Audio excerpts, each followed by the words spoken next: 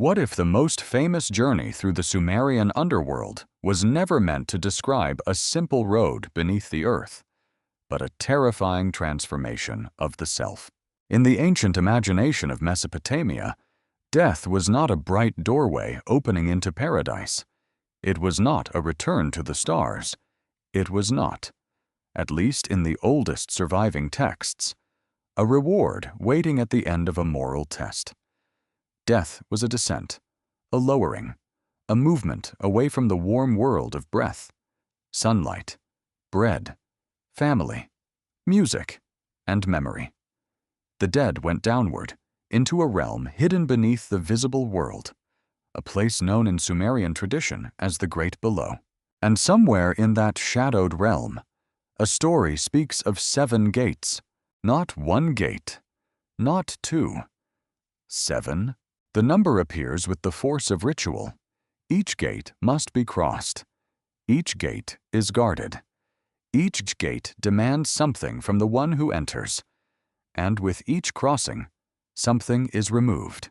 At first, this sounds like a map, a secret geography of the afterlife, a guide to what every soul must face when the body dies.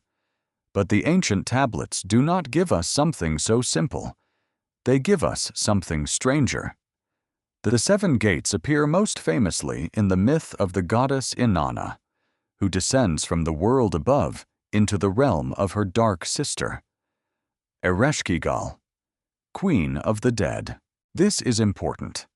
The text does not plainly say, every human soul passes through these 7 gates. It tells of a goddess, not an ordinary person. It tells of divine power entering a place where divine power cannot remain untouched. It tells of a queen of heaven who believes she can enter the kingdom of death and still remain herself. But can anyone enter death and remain unchanged? Imagine the scene as a camera gliding over the ancient land between the Tigris and Euphrates. The rivers twist through fields of barley. Mud brick cities rise from the plain. Temples stand on high platforms, their walls glowing in the heat. Priests move through courtyards with offerings. Scribes sit with damp clay in their hands, pressing wedge-shaped signs into tablets that will outlive every empire around them. To these people, the world was layered. The heavens belonged to the great gods. The earth was the fragile realm of humans. Beneath it lay the land of no return, a place not imagined as empty, but crowded, ancient, and governed by powers older than human kings. Death had officials. Death had rules. Death had a court. Why would a civilization so devoted to temples, rituals, royal inscriptions, and divine order? Imagine the underworld as a place of gates. A gate is not just an entrance. A gate divides. It separates what is permitted from what is forbidden. It tells the traveler that the space beyond is controlled. Someone has authority there. Someone decides who may pass, what must be surrendered, and what cannot be carried inside. In Sumerian cities, gates were part of life. City gates protected communities from enemies and desert raiders. Temple gates marked sacred boundaries. Palace gates controlled access to kings. To pass through a gate was to enter another order of reality. Outside the gate, one set of rules applied. Inside the gate, another power ruled. So when the myth gives the underworld 7 gates, it does more than decorate the story. It transforms death into a series of thresholds, not one instant of disappearance, but a process, a journey of narrowing, a passage in which identity is examined, reduced, and stripped away. But who is being stripped? Inanna is not a minor goddess. She is one of the most vivid divine figures in Mesopotamian tradition. She is associated with love, desire, fertility, battle, political power, and the terrifying energy of life itself. Her presence is excessive. She is radiant and dangerous. She gives kingship and disrupts kings. She is beauty, ambition, sexuality, violence, and divine command moving through the world like a storm. For such a figure to descend into the underworld is already strange. Why would the goddess of life and power go to the place where life is silenced? The myth gives reasons, but they are never simple enough to end the mystery. Inanna says she is going to the great below. Some versions connect the descent with funeral rites, with the death of Gugalanna, the bull of heaven, linked to Ereshkigal. But the deeper force of the story seems to move beyond a single motive. A goddess leaves the bright cities of Sumer and goes where no living power belongs. What if this is the real beginning of the mystery, not the gates themselves, but the decision to approach them? The ancient account says Inanna prepares carefully. She does not walk into the underworld empty-handed. She dresses in the full signs of her authority. She takes up her crown, jewelry, beads, breast ornaments, measuring rod, line, and royal garments. These are not random decorations. They are symbols. They announce who she is. They proclaim her status in the divine order. In the world above, symbols matter. A crown makes authority visible. Jewelry reflects radiance. Ritual objects show rank and office. Clothing can turn a body into a sacred presence. Inanna approaches the underworld not as a helpless wanderer, but as a queen. Yet this creates a terrible question. Can the signs of life protect anyone in the house of death? The underworld is not impressed by appearance. Its gates do not open because someone is powerful above. Its laws do not bend because someone has worshippers, temples, songs, or lovers. At the edge of the realm below, Inanna reaches the outer gate and calls out. The gatekeeper, Neti, hears her. He is no heroic warrior in the usual sense. He is something more unsettling. He is the official of a boundary that no human argument can cross. A gatekeeper in myth is often more frightening than a monster. A monster can be fought.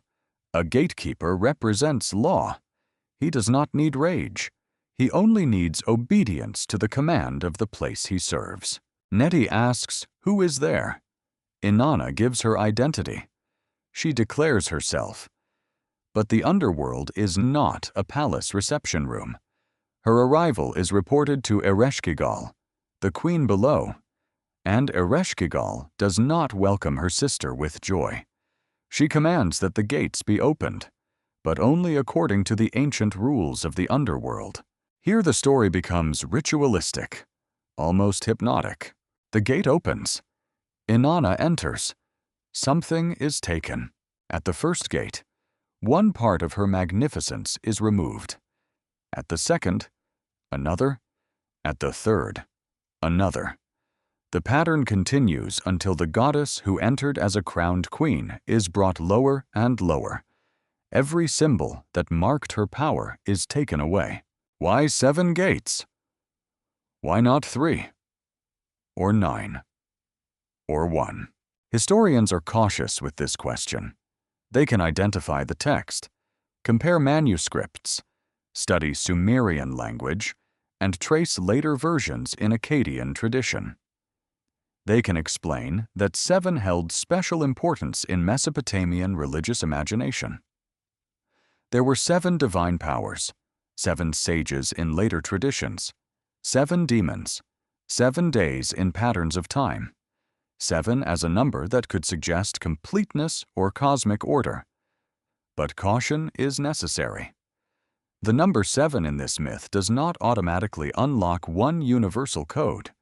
It carries symbolic weight, but its exact meaning depends on the story being told. In this story, 7 feels like completion by stages. Inanna is not merely entering a room. She is passing through a sequence designed to remove every protection she has. The gates do not just measure distance, they measure loss. And this is where the myth touches something deeply human. A person approaching death may lose possessions first, then status, then strength, then beauty, then voice, then breath, then the ability to be recognized as they once were. Family members may stand nearby and witness a terrible reversal. The powerful become weak, the active become still, the named become silent. Death does not simply end life. It dismantles the visible self. Could the seven gates be a mythic image of that dismantling? This is a modern interpretation, not a statement from the tablets themselves. The ancient scribes do not pause and explain psychological symbolism. They tell the story through action. Yet the action is so precise, so ceremonial, that later readers have often seen in it a pattern of spiritual stripping, initiation, or transformation. Some compare it to rites of passage, where the old identity must be removed before a new state can appear. Others see political meaning, divine rivalry, fertility symbolism, or seasonal descent. But the text resists being reduced to one answer. That is why it survives as mystery. Archaeology gives us the world around the myth, not a photograph of its meaning. Excavations at ancient Mesopotamian sites have revealed temples, graves, offerings, cylinder seals, inscriptions, and countless clay tablets. These discoveries show that Sumerian religion was not abstract philosophy. It lived in daily rituals, economic records, offerings to gods, royal claims, lamentations, hymns, and funerary practices. The dead were not forgotten as vanished shadows. They remained part of social and ritual life. Families cared for them through offerings. Kings imagined continued status in the netherworld. Priests maintained divine relationships through carefully ordered ceremonies. In that world, the underworld was not fantasy in the modern sense. It was part of the structure of reality. But it was also feared. The dead did not typically enter a glowing paradise. Many Mesopotamian descriptions imagine them dwelling in darkness, eating dust, dependent on what the living provided. The underworld was sometimes called the land of no return. This phrase alone carries a weight that needs no explanation. It suggests not adventure, but finality, not liberation, but enclosure. So when Inanna goes there voluntarily, the audience knows something is wrong. She is crossing a boundary that even gods should respect. What if the seven gates are not only about death, but about trespass? Each gate asks a silent question. Who are you without your crown? Who are you without your ornaments? Who are you without the signs others recognize? Who are you when no temple praises you? No lover desires you. No warrior fears you. No city calls your name. What remains when everything that made you visible is removed? The myth does not answer gently.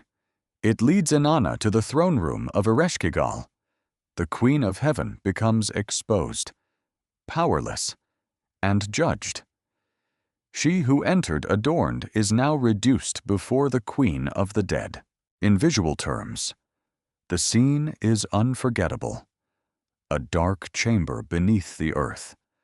The silence of a realm without sunlight. The goddess standing stripped of every emblem. The gaze of Ereshkigal, severe and unreadable. Around them, the laws of death tightening like invisible cords. This is not the comforting afterlife many later traditions would imagine. It is older, colder, and perhaps more honest about fear.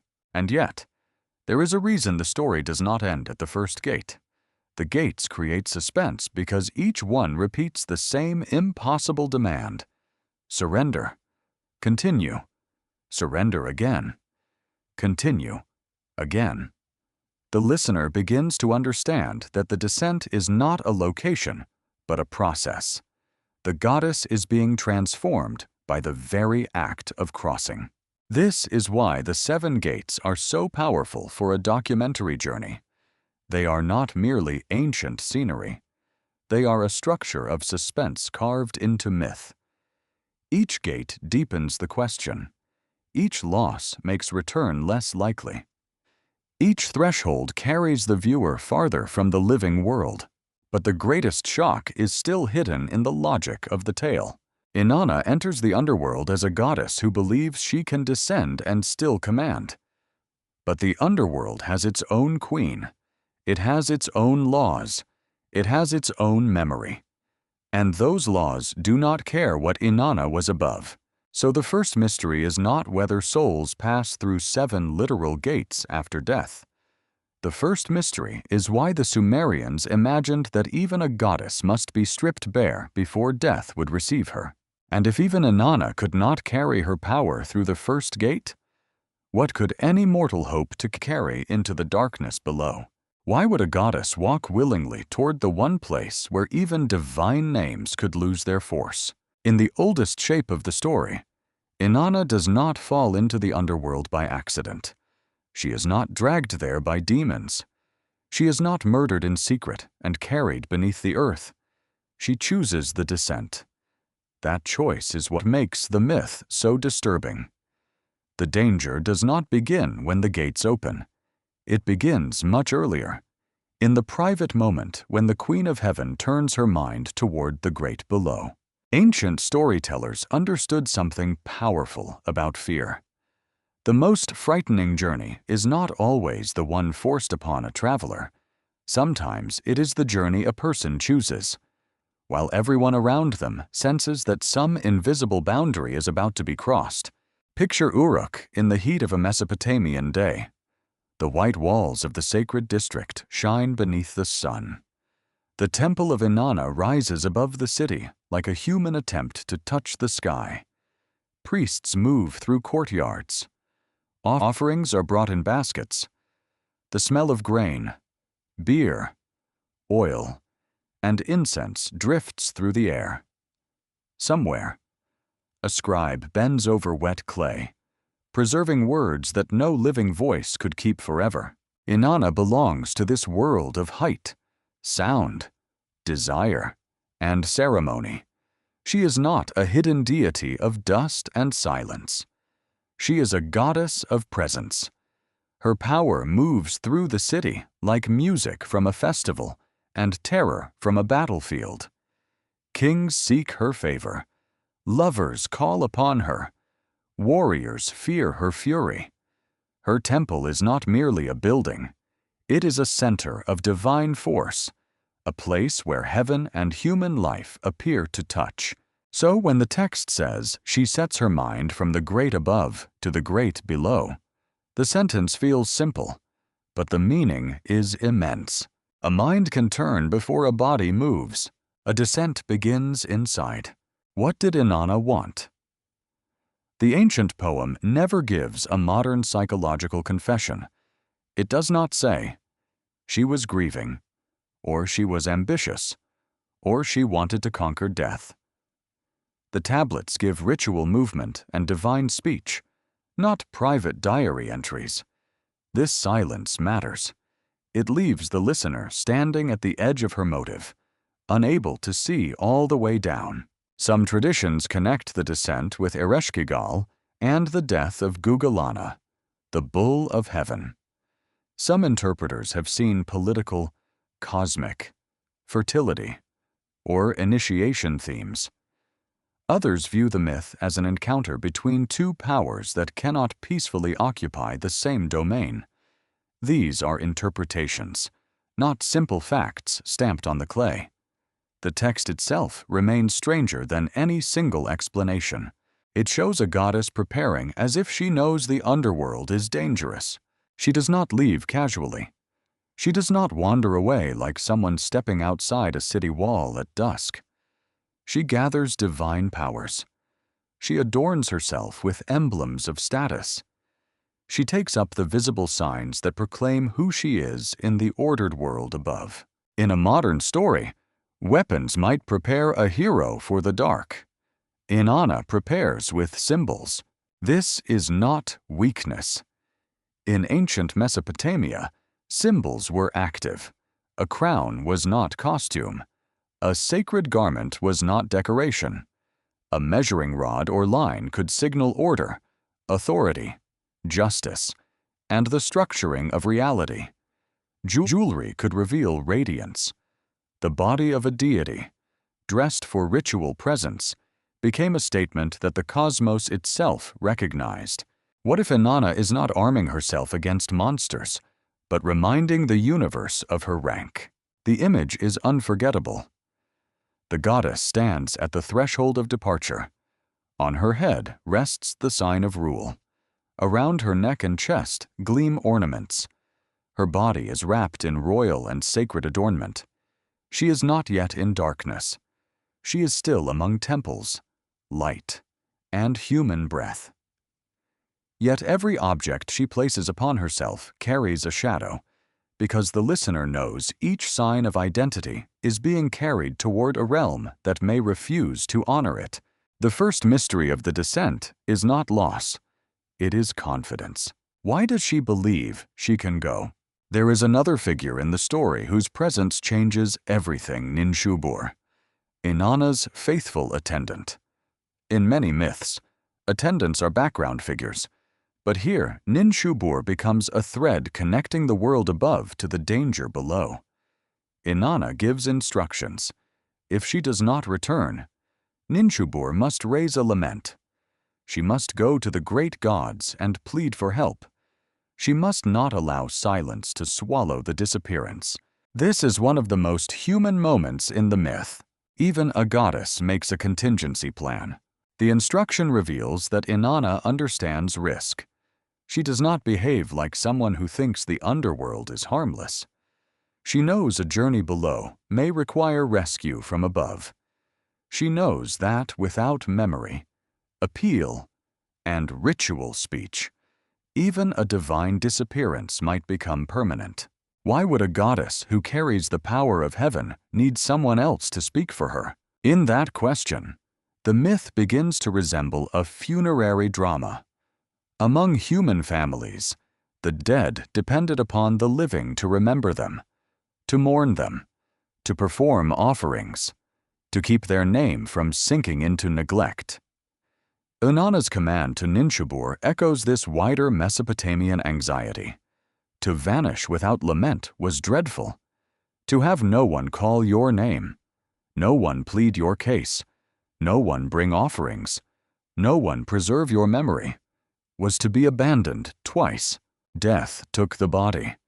Forgetfulness threatened the soul. The ancient world was full of rituals designed to resist that second death. Names were carved. Offerings were poured. The living spoke to the dead through rites that modern people might call symbolic, but which ancient communities treated with grave seriousness. Memory was not a soft emotion. Memory was a duty. Ninshubur becomes the keeper of that duty. The goddess moves downward, but she leaves behind a witness. Visually, this part of the story could unfold like a slow procession. Inanna steps away from Uruk's sacred brightness. The temple recedes behind her. The flat land stretches outward. The rivers keep moving through the plain. The sun lowers. The sound of the living city fades. No battle has begun. Yet the atmosphere tightens. The journey is already a crossing from one order of existence into another. The Sumerians lived in a landscape where boundaries mattered. Irrigated land met desert. City met wilderness. Temple met street. Civilization itself depended on maintaining channels, walls, fields, and rights against chaos. The underworld was the ultimate boundary, not because it was far away on a map, but because it lay beyond return. The term often translated as the great below evokes more than a cavern. It suggests a cosmic zone beneath ordinary life, a region of power and dread. In some Mesopotamian texts, the dead are imagined in a dark house, cut off from light. In others, the netherworld has officials, rules, and divine inhabitants. These descriptions do not always form one neat system. Ancient traditions often preserve overlapping images rather than a single theology. That complexity makes them feel alive.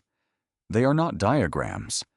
They are inherited fears, rituals, and stories held together by clay and memory. Inanna approaches that inherited fear. She approaches with splendor. But splendor can be a fragile language in the wrong kingdom. A king's seal means power in his own palace. But what does it mean in the wilderness? A priest's chant carries force in a temple. But what does it mean where no god has promised to listen? A person's name may be honored among the living. But what does it mean in a land where the dead are countless and silent? The closer Inanna comes to the first gate, the more the question sharpens. Is she carrying authority? Or is she carrying attachments? Are her ornaments weapons? Or are they the very things death will demand from her? Ancient myth often works by making visible what ordinary life hides. People spend years building identity. They collect signs of belonging family roles, titles, clothing, reputations, possessions, achievements, beauty, strength, and stories told by others. These things are real in the world above. They shape how others respond. They shape how a person understands themselves. But death asks a colder question. Which of these can cross? The genius of the Inanna story is that it does not begin with an ordinary soul. It begins with the most dazzling possible traveler. If the underworld can reduce her, then no human listener can pretend to be exempt.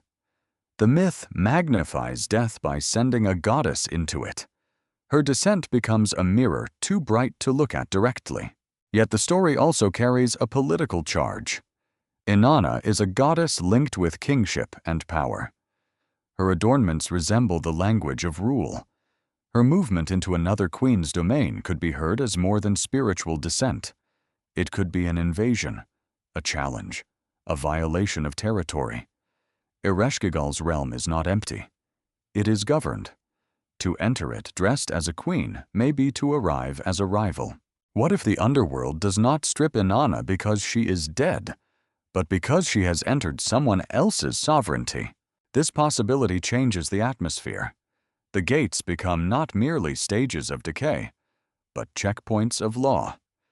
The realm below will not allow the symbols of upper-world rule to pass unchanged. Inanna's crown may shine in Uruk, but in Ereshkigal's kingdom it is a provocation. Her radiance may command worship above, but below it must be dimmed. Every kingdom protects its throne. The ancient listener would have understood this.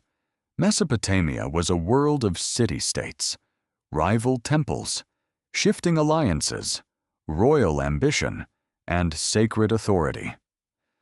To cross into another ruler's territory was never neutral. Gifts, titles, rituals, and etiquette mattered because they determined whether a visitor was guest, servant, enemy, or prisoner. Inanna is about to learn what kind of visitor she is. At the outer gate, the bright world has narrowed into a point of decision. The gatekeeper stands between her and the land of no return. His question is simple, but it carries the weight of the underworld. Who is there? For the living, identity begins with a name. For rulers, it begins with titles. For gods, it begins with divine force. Inanna answers from the fullness of who she believes herself to be. But the gatekeeper does not belong to her temple. He belongs to the threshold. Behind him waits a kingdom where sunlight has no authority, where the dead do not rise to greet the morning, where even divine splendor must submit to older rules. The first gate has not yet taken anything, But already it has done something more subtle. It has forced Inanna to declare herself in a place where declaration may not protect her. That is the terrifying silence at the edge of the myth. A goddess has prepared. A witness has been appointed. The sacred ornaments are in place. The road downward has been chosen. The outer gate stands closed, and the keeper of the dead has heard her voice. But if Inanna knows enough to arrange her rescue, why does she still step toward a realm that may erase everything she carries? What kind of queen rules a kingdom where no sunrise ever reaches the throne? The Sumerian underworld is often imagined as a place of emptiness, but the ancient stories do not describe a vacant pit. They describe a realm with order, a realm with officials, a realm with divine authority. And at the center of that authority sits one of the most haunting figures in Mesopotamian mythology, Ereshkigal. She is not merely a monster waiting in darkness. She is not simply a symbol of evil. To reduce her to a villain would be to miss the fear and depth of the ancient imagination. Ereshkigal is queen of the great below. The dead belong to her realm. Its gates answer to her command. Its laws exist beneath her shadow. The living may dread her kingdom, but dread is not the same as chaos. That difference matters. In many later traditions, the ruler of the dead becomes a figure of punishment, temptation, or moral judgment.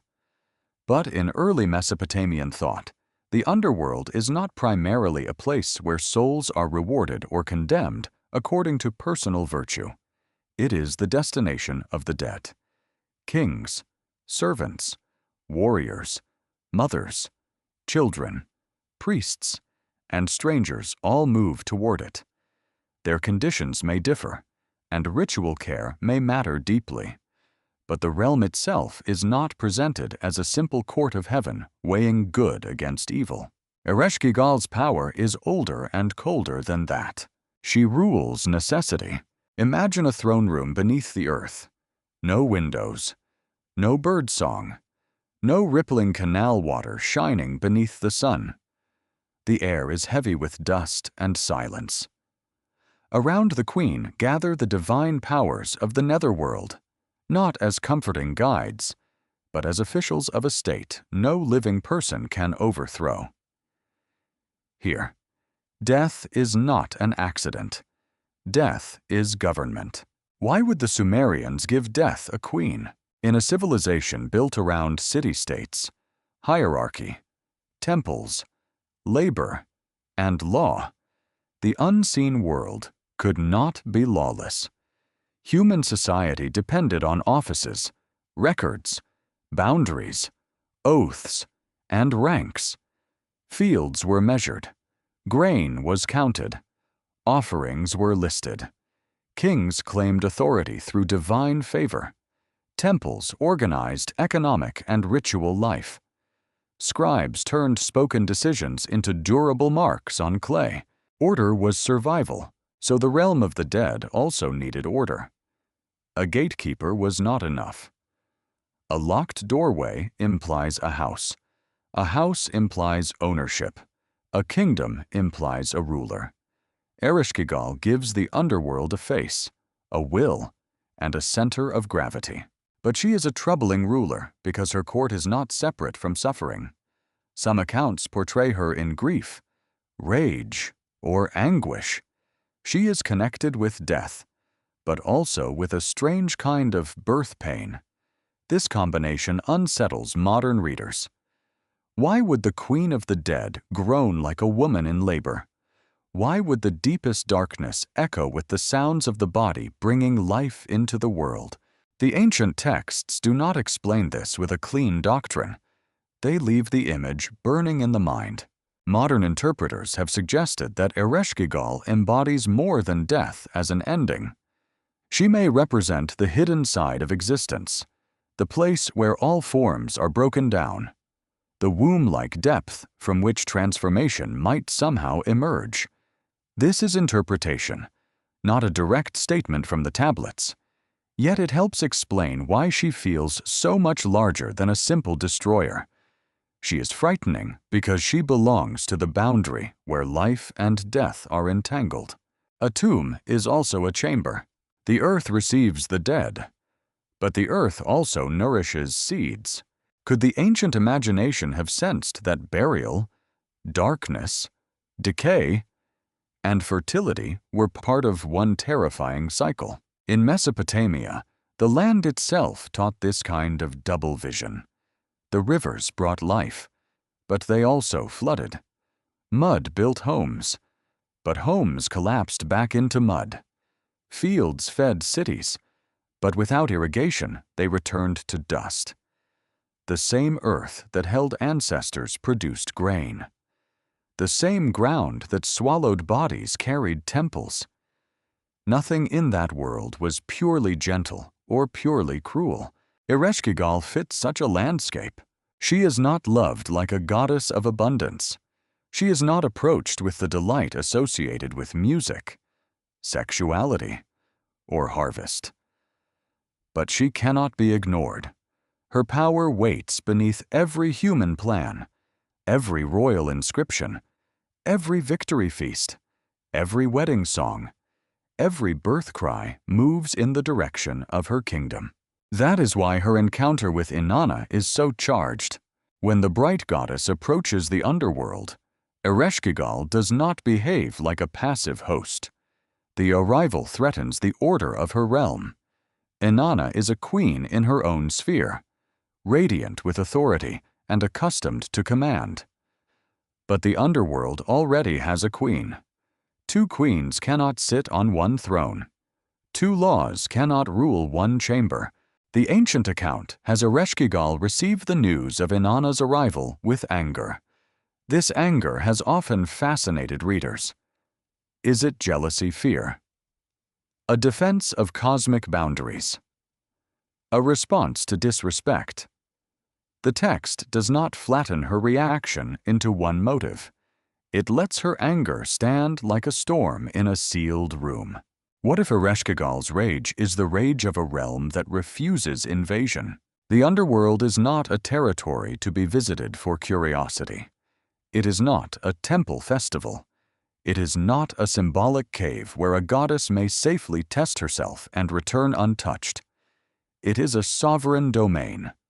By entering, Inanna confronts not only death, but the owner of death's house. At this point, the story becomes less like travel and more like judgment. Judgment here must be understood carefully. This is not necessarily moral judgment in the later sense of weighing sins. It is the judgment of placement, submission, and law. Inanna must be brought into the condition required by the underworld. Her upper world identity cannot dominate below. Her powers must be neutralized. Her status must be answered by a status even older in that place. Ereshkigal commands the process. Every symbol removed from Inanna is not merely an item lost. It is a victory for the realm below. It is the underworld saying here, your old language no longer speaks. The scene reaches its most terrifying point when Inanna finally stands before Ereshkigal and the judges of the underworld, often identified with the Inanna in this mythic setting.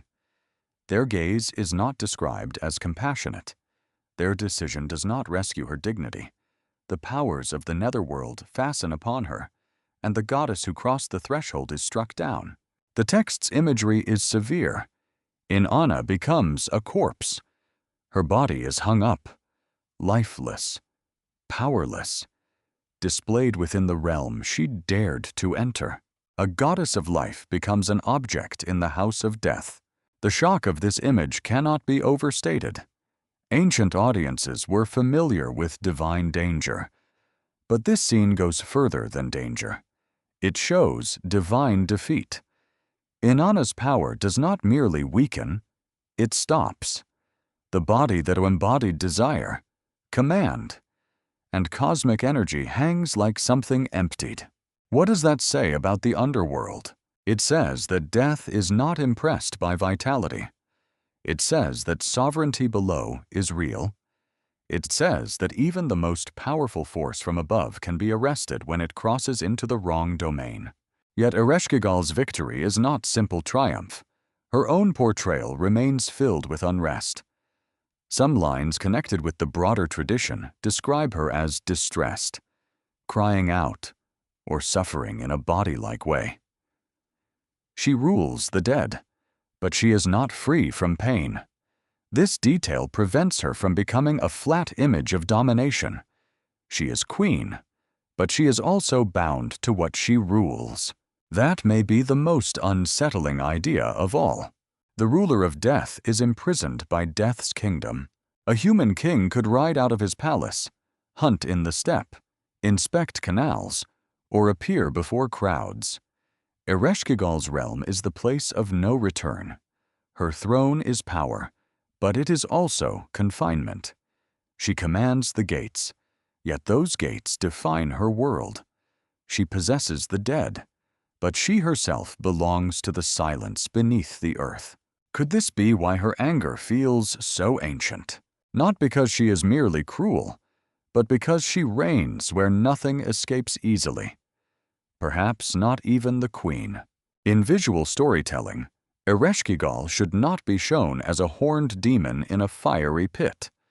That image belongs to later imaginations from other worlds. A more faithful vision would be stranger, a great dark sovereign seated in a chamber of dust, surrounded by judges and attendants, her face marked by grief and authority, her palace made not of flames, but of shadow, clay, and silence. She is terrifying because she is official. She does not need to chase the dead. They come to her. The modern mind often seeks rebellion against death. We imagine escape, transcendence, immortality, resurrection, digital survival, or cosmic return. The Sumerian underworld offers a much harsher image. It asks what happens when death is not a failure of the system, but part of the system itself. Ereshkigal is that system enthroned. This is why her presence transforms the meaning of the gates. The gates are not random obstacles. They are extensions of her law. Their purpose is not simply to delay entry, but to enforce the condition required for entry. No crown that challenges her authority may pass intact. No sign of another realm may remain untested. No visitor may enter the kingdom of the dead while still clothed in the assumptions of the living. And perhaps this is why the myth still feels psychologically powerful. Everyone lives surrounded by identities that function above ground: parent, child, king, servant, beloved, enemy, priest, stranger, beautiful one, powerful one, forgotten one. These names shape the world of the living, but Ereshkigal's court asks whether any of them have force in the dark. If they do not, what remains? The ancient tablets do not offer a comforting explanation. They stage the question. They place a radiant goddess before a dark queen. They show the laws of one realm overpowering the laws of another. They turn death into a courtroom where the verdict is not argued, only enacted. And at the center sits Ereshkigal, the queen no one can flatter, bribe, seduce, or defeat by carrying the ornaments of the upper world. Her kingdom is not empty. Her silence is not weakness. Her gates are not decoration. The land below has a ruler, and that ruler has looked upon Inanna. But if death has a queen, a court, and laws that even gods must obey, who first gave those laws their power? What if death does not take the self all at once, but removes it in layers so slowly that each loss feels like a separate doorway? The most unforgettable part of Inanna's descent is not simply that she enters the underworld. It is the method by which she is changed. The story does not rush her into darkness. It does not say that the goddess crossed the border, vanished, and became powerless in a single breath. Instead, the ancient poem slows the moment down into a sequence, a ritual, a pattern of removal. At each gate, something is taken from her. This is where the myth becomes almost unbearable, because repetition in ancient storytelling is never only repetition. It is pressure. It is a drumbeat. It allows the listener to feel the process rather than merely understand it. The same question returns again and again: why is this being taken? And again, the same answer comes from the underworld's law. The ways of the great below are perfect. They may not be questioned. That answer sounds calm, but it is terrifying. It means there is no negotiation. Inanna, Queen of Heaven, does not argue her way past the gates. She does not offer gifts. She does not call down lightning. She does not command the guards to stand aside. With each threshold, the underworld takes a piece of her divine appearance, and the poem forces the audience to watch. The first removal is the crown. This is not a minor loss. A crown is the visible summit of rank. It sits above the body like a miniature mountain, announcing that the person beneath it is not ordinary. In Mesopotamian thought, headgear could signal holiness, divinity, kingship, or ceremonial identity. When the crown is taken, the first wound falls upon authority itself. A viewer might imagine the shot in silence in Inanna before the first gate, still radiant, still terrible, still named in heaven. Then a hand reaches toward her head. The crown is lifted away. The goddess is not naked. Not yet. But the highest sign of her status has vanished. Who is a queen when the crown is gone? The underworld does not answer.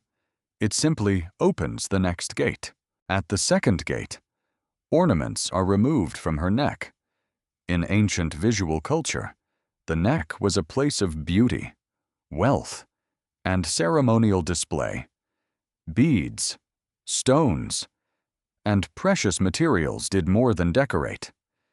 They proclaimed access to divine abundance and skilled craftsmanship. Lapis lazuli, especially, carried an aura of distance and wonder, brought through long exchange networks from far beyond Sumer. Its deep blue could evoke night, heaven, water, or sacred brilliance. To remove jewels from the neck is to quiet radiance. It is also to expose vulnerability. The neck connects head and body. It holds the voice. It is the place where a necklace glitters when someone speaks, turns, breathes, or sings. When the ornaments are taken, the goddess becomes less dazzling and more bodily. The underworld is not only removing wealth, it is reducing the distance between divine appearance and exposed flesh. Could the second gate be asking whether beauty protects the soul? At the third gate, another ornament is taken from her breast. The breast is not simply decoration. It is the front of the body, the place of breath, heartbeat, desire, courage, and presence. Inanna's power is deeply connected with attraction and intensity. To strip ornamentation from her chest is to strike at the field where her force is most visible. Ancient audiences would not have needed a philosophical explanation. They would have understood the humiliation of being undressed in stages. They would have felt how a public body can become a vulnerable body when its signs are removed. Inanna is not being privately transformed in a hidden chamber. She is being processed through gates, each action sanctioned by the laws of the realm. At the fourth gate, the removal reaches another sign worn upon the chest, often rendered in translation as a breast ornament with a name that suggests erotic summons. The exact force of such an object is difficult for modern readers to capture. It may sound strange, even obscure, because ancient divine clothing was not modern fashion. These objects carried ritual and symbolic meanings embedded in a world where sexuality, fertility, power, and sacred danger could overlap. Inanna's identity is not gentle. She is not simply a goddess of romance. She is the force that draws bodies together and sends warriors into bloodshed. She is desire as command, beauty as danger, life as overwhelming energy. The ornaments on her body are part of that divine language. So what happens when the underworld begins to silence desire? This is not the destruction of one accessory. It is the dimming of a cosmic power. The land below has no need for seduction. The dead do not build dynasties through marriage. They do not fill streets with festival songs. They do not plant fields beneath the sun.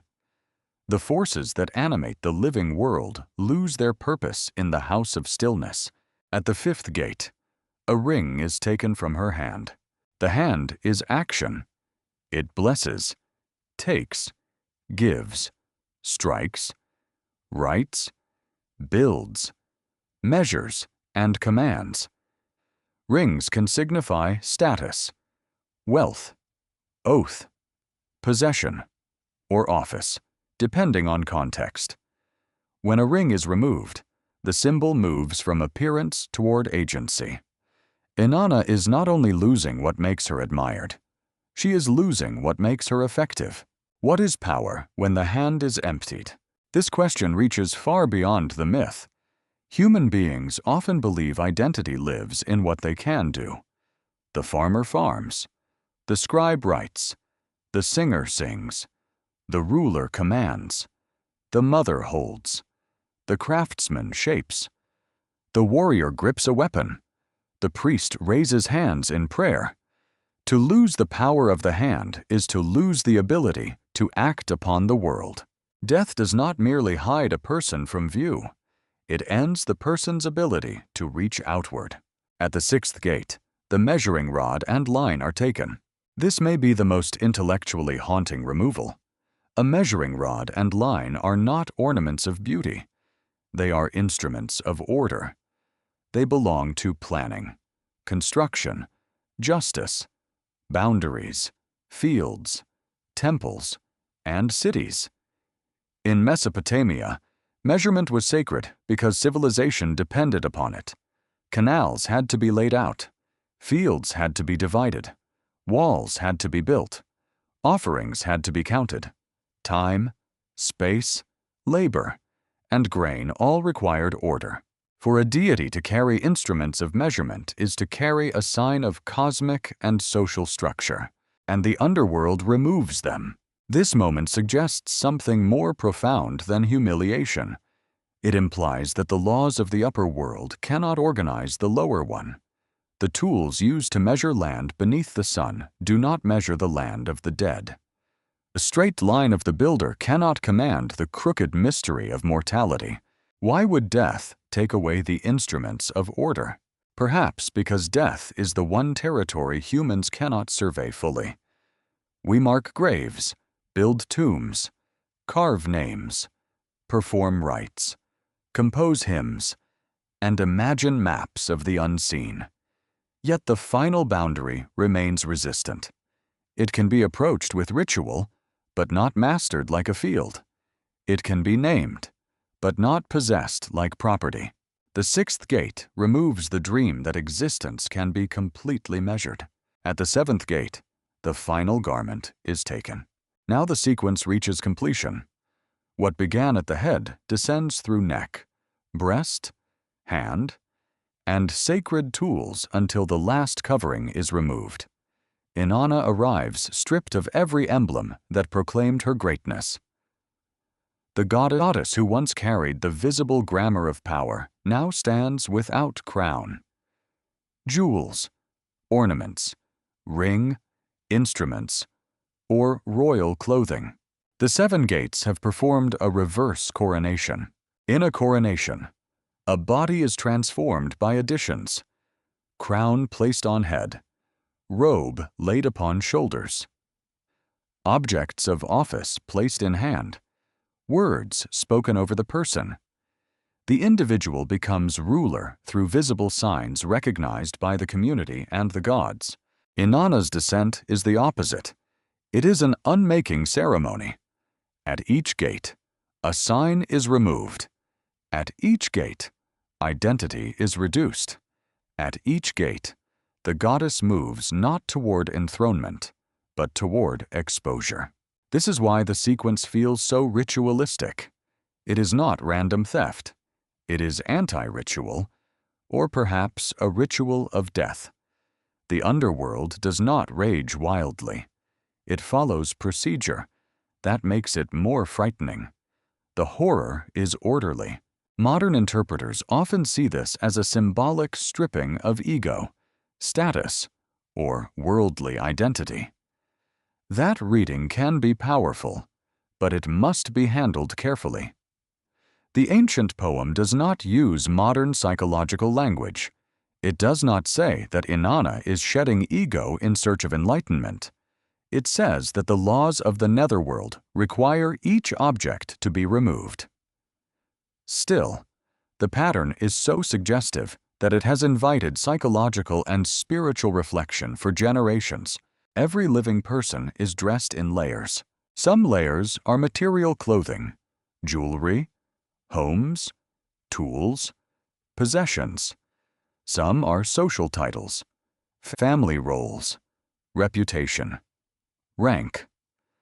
Some are emotional pride, desire, confidence, shame. Some are invisible habits, memories, beliefs about who we are. The 7 gates ask what happens when each layer is taken away, not violently in one instant, but ceremonially, with no appeal. There is a deep emotional rhythm in this ancient image. At first, the loss of the crown shocks because it attacks status. Then the removal of jewels attacks beauty. Then the breast ornaments attack desire and presence. Then the ring attacks agency. Then the measuring tools attack order. Finally, the garment attacks dignity itself. By the end, Inanna is not merely less adorned. She is placed beyond the language of the world she came from. This is the terrifying genius of the 7 gates. They are not just doors in a wall. They are questions arranged as architecture. Can rank enter death? Can beauty enter death? Can desire enter death? Can action enter death? Can order enter death? Can dignity enter death? Can anything remain? The ancient account does not soften the answer. When Inanna reaches the innermost space, she is judged by the powers below. The stripping has prepared her for a state in which the underworld can claim her completely. No symbol remains to defend her. No upper world office surrounds her. She stands as something almost impossible to imagine a goddess without the signs of godlike command. This is why the myth still disturbs. It refuses the comforting fantasy that the self we construct above ground can simply pass unchanged into eternity. It imagines death as a series of removals that expose a final mystery beneath identity. And yet, the most unsettling possibility is not that Inanna loses everything. It is that the gates may reveal what everything was hiding. If the crown, jewels, ornaments, ring, measuring tools, and garment can all be taken away, then what was Inanna beneath them? What if the dead did not truly disappear, but remained close enough to hunger, thirst, remember, and wait? In the Sumerian imagination, death was not only a journey into darkness, it was also a relationship that continued between 2 worlds. The living did not simply bury the body and walk away. They had obligations. The dead needed attention. They needed offerings. They needed water, food, names, rituals, and descendants willing to remember them. This idea can feel strange to a modern listener raised on visions of heaven, reincarnation, or spiritual release. But in ancient Mesopotamia, the dead were not always imagined as free, luminous beings moving beyond human concern. They could become shades, presences, or ancestral beings whose condition depended in part on how the living treated them. A soul without care was not just lonely, it could become dangerous. The Sumerian word, often connected with the spirit of the dead, is commonly rendered as a ghost or shade. In later Akkadian tradition, a related concept appears as the Atemu, a dead person's spirit that could require ritual attention. These terms do not describe the soul exactly as later religions might define it. They belong to a world where identity, body, name, family, burial, and ritual formed a web. To die was not to become completely separate from society. It was to move into another condition inside that web. This is why the household mattered so deeply. Ancient Mesopotamian homes were not merely places to sleep. They were centers of family continuity. In some periods and places, burials could be placed beneath floors or near domestic spaces. This does not mean every person was buried the same way, or that all customs were identical across Sumerian history. Burial practices varied by region, status, period, and circumstance. But archaeology does show that the dead could remain physically close to the living household. The ancestors were not always far away in a distant cemetery. Sometimes they were beneath the feet of daily life. Imagine a family waking before sunrise, a woman grinding grain, a child carrying water, a father checking a store jar, smoke moving upward from a hearth. Beneath the floor, wrapped in darkness, rests someone whose name is still spoken. Not a legend, not a god, a grandfather, a mother, a child, a member of the house who has crossed into the unseen but has not left the family's responsibility. What kind of world does this create? It creates a world in which memory has weight. Forgetting is not just emotional failure. Forgetting can become a ritual failure. If the dead depend on offerings, then the living hold power over the comfort of those who came before them. A son is not only an heir to property, he is a caretaker of memory.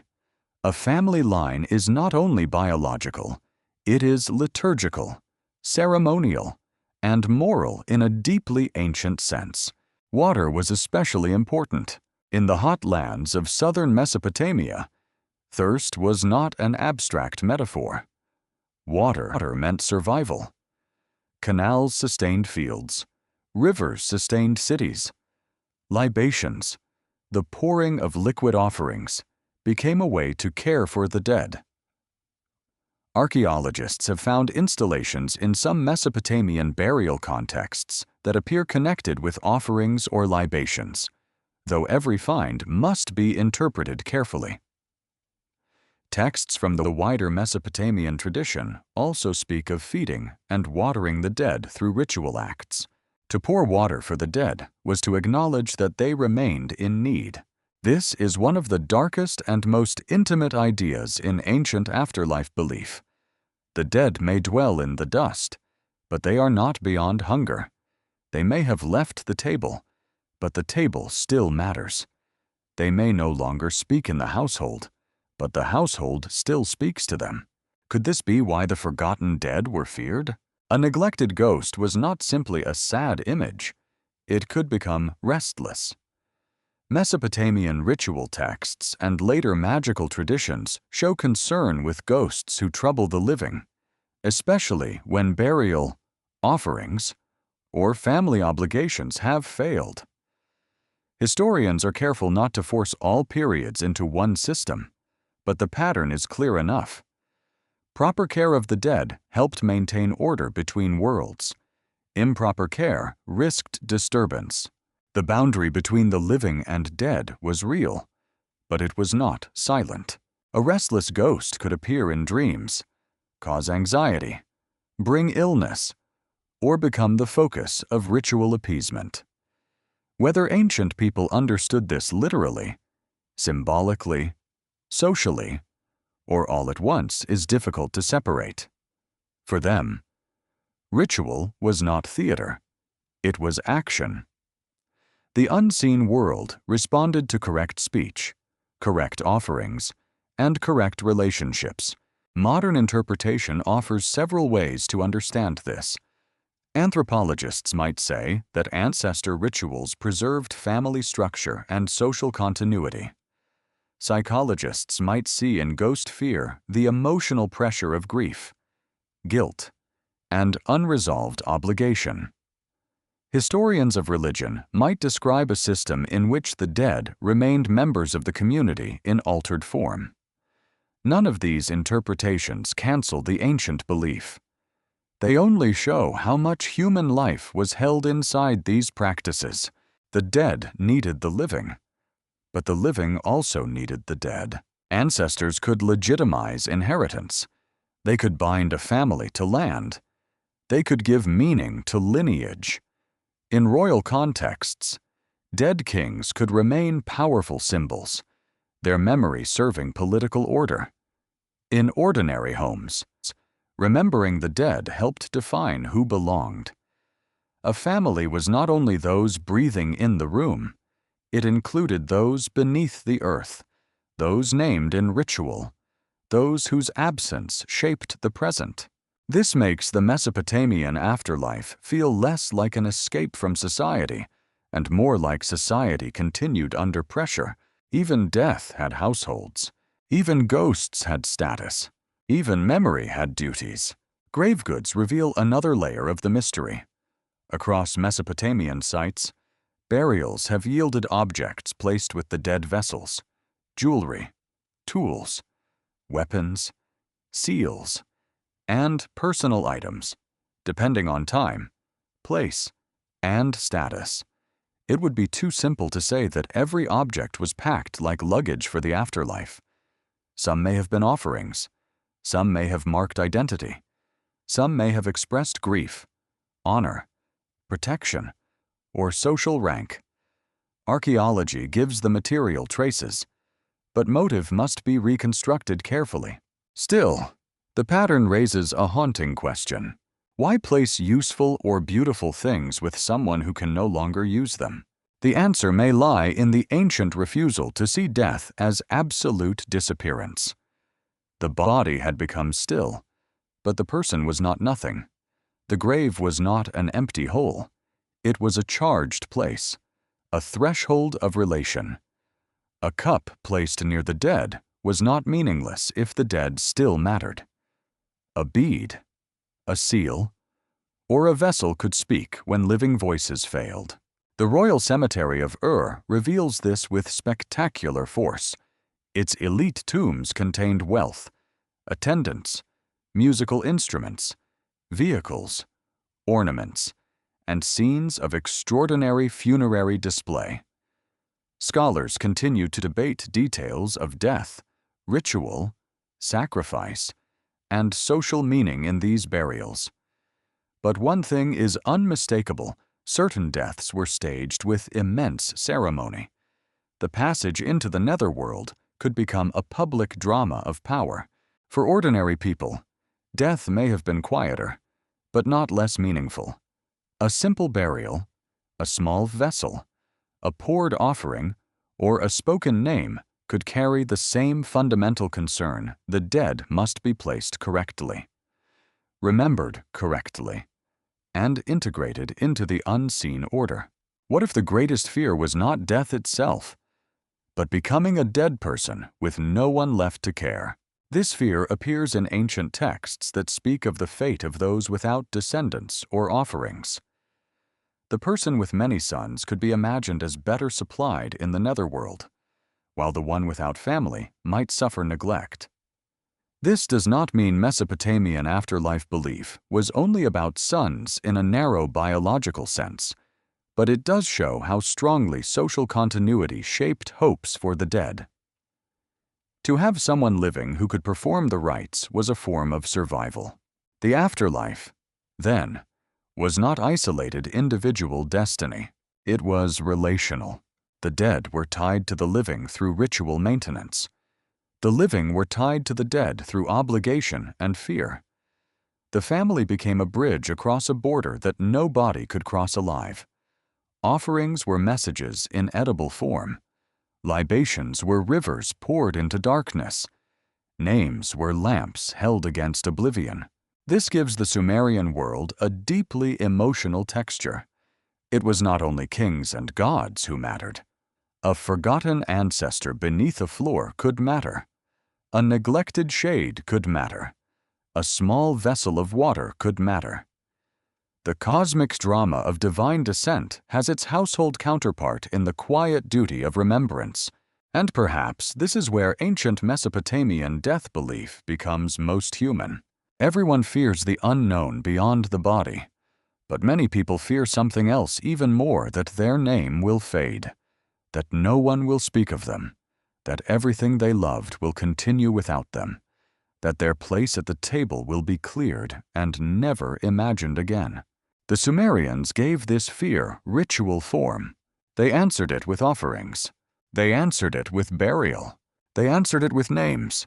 They answered it with the stubborn belief that the dead still belonged somewhere.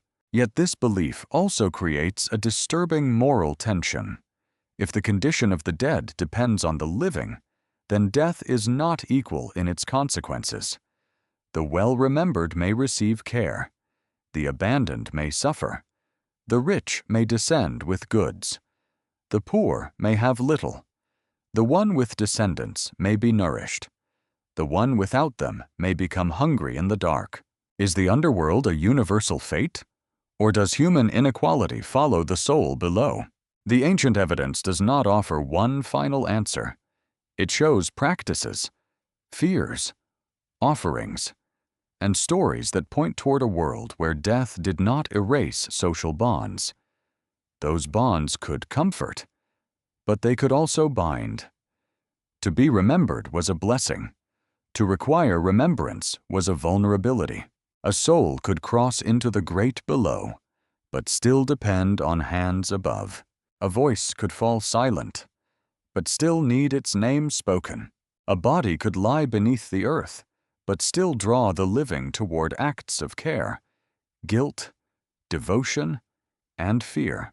And if the dead truly needed the living to survive in darkness, what happened to the soul, whose name no one remembered?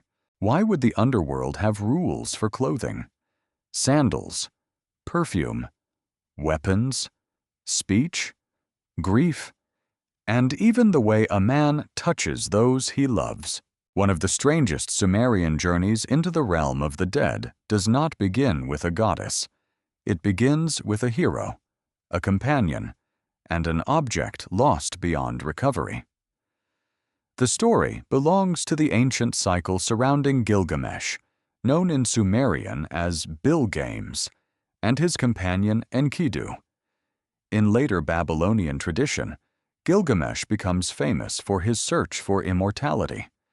But in the Sumerian material, another kind of underworld wisdom appears, quieter and more unsettling. It is not a grand descent dressed in divine ornaments. It is a warning about behavior. In this tale, something precious falls into the netherworld. The exact nature of the objects has been debated by translators, often rendered as a ball and stick, drum and drumstick, or ritual objects whose meaning is not fully settled. Whatever they were, they mattered enough for Gilgamesh to grieve their loss. They drop into the great below, and once something enters that realm, ordinary human power cannot simply reach in and retrieve it. This is a very ancient fear, not only the fear of losing a person, but the fear of losing an object, a sound, a memory, or a part of oneself into a place from which nothing returns unchanged. Enkidu, loyal and bold, offers to descend and bring them back. At first, this sounds like the beginning of a heroic rescue. A brave companion will go where others fear to tread. He will enter darkness, retrieve what was lost, and return to the living world with proof that courage can overcome death. Many heroic stories would follow that pattern. The Sumerian story does something different. Gilgamesh does not give Enkidu a sword speech. He gives him instructions. Do not wear clean clothes. Do not anoint yourself with sweet oil. Do not throw a weapon in the underworld. Do not carry a staff. Do not wear sandals. Do not kiss the wife you love. Do not strike the wife you dislike. Do not kiss the child you love. Do not strike the child you dislike. Do not behave as if the emotional habits of the upper world still belong to you. These warnings are strange, precise, and deeply revealing. The underworld is not only a place, it is a social environment with its own dangerous etiquette. To survive there, one must know how not to attract attention. One mustn't appear too alive. One mustn't carry the smells, gestures, and privileges of the living. One must not enter death as if entering a familiar street.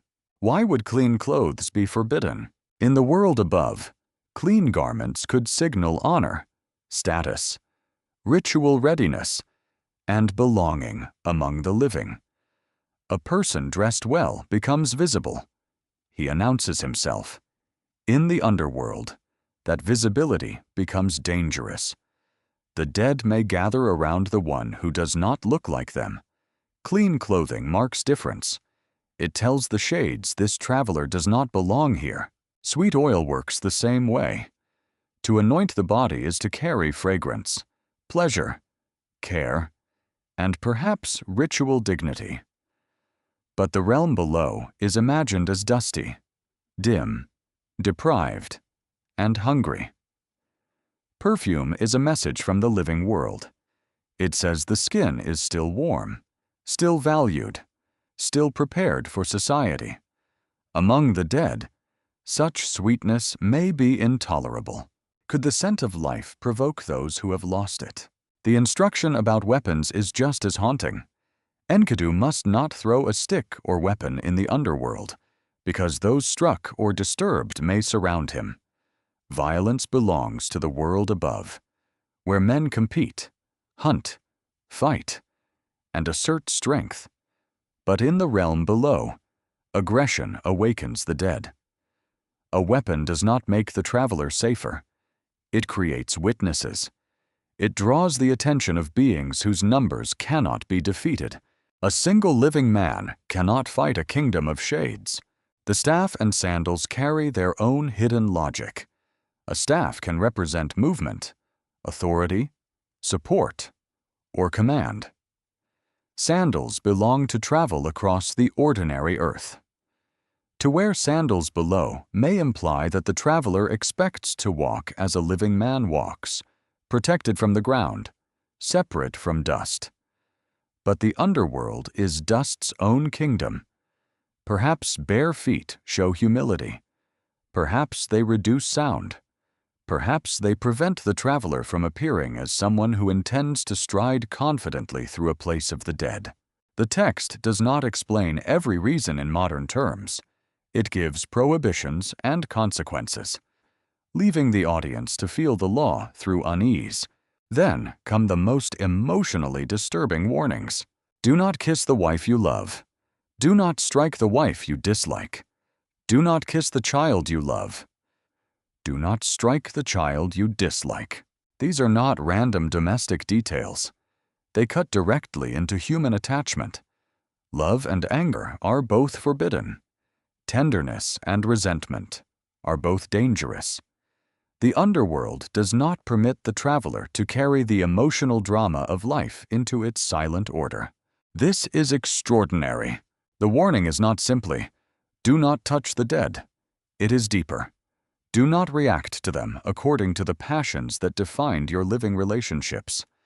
Do not cling to the beloved. Do not punish the hated.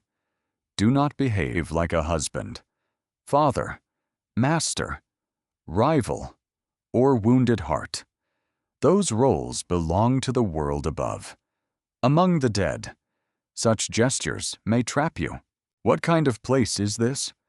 Where love itself can become a snare. The answer may lie in the ancient fear that attachment pulls the living downward. Mourning was necessary, but excessive contact with death could be dangerous. Ritual lament had proper forms. Offerings had proper times. Burial had proper customs. But uncontrolled emotion risked dissolving the boundary. To kiss the dead as if they were still part of ordinary life might deny the separation that must be accepted. To strike them might continue conflicts that should no longer govern the relationship. The underworld demands a terrible discipline. Enkidu hears the instructions. Then he breaks them. This is the tragic rhythm of the tale. The listener knows the rules. The rules are clear. And yet, the hero violates them. One after another. He puts on clean clothes. He anoints himself. He carries the signs and habits of the living. He interacts with the beloved and the disliked in the wrong ways.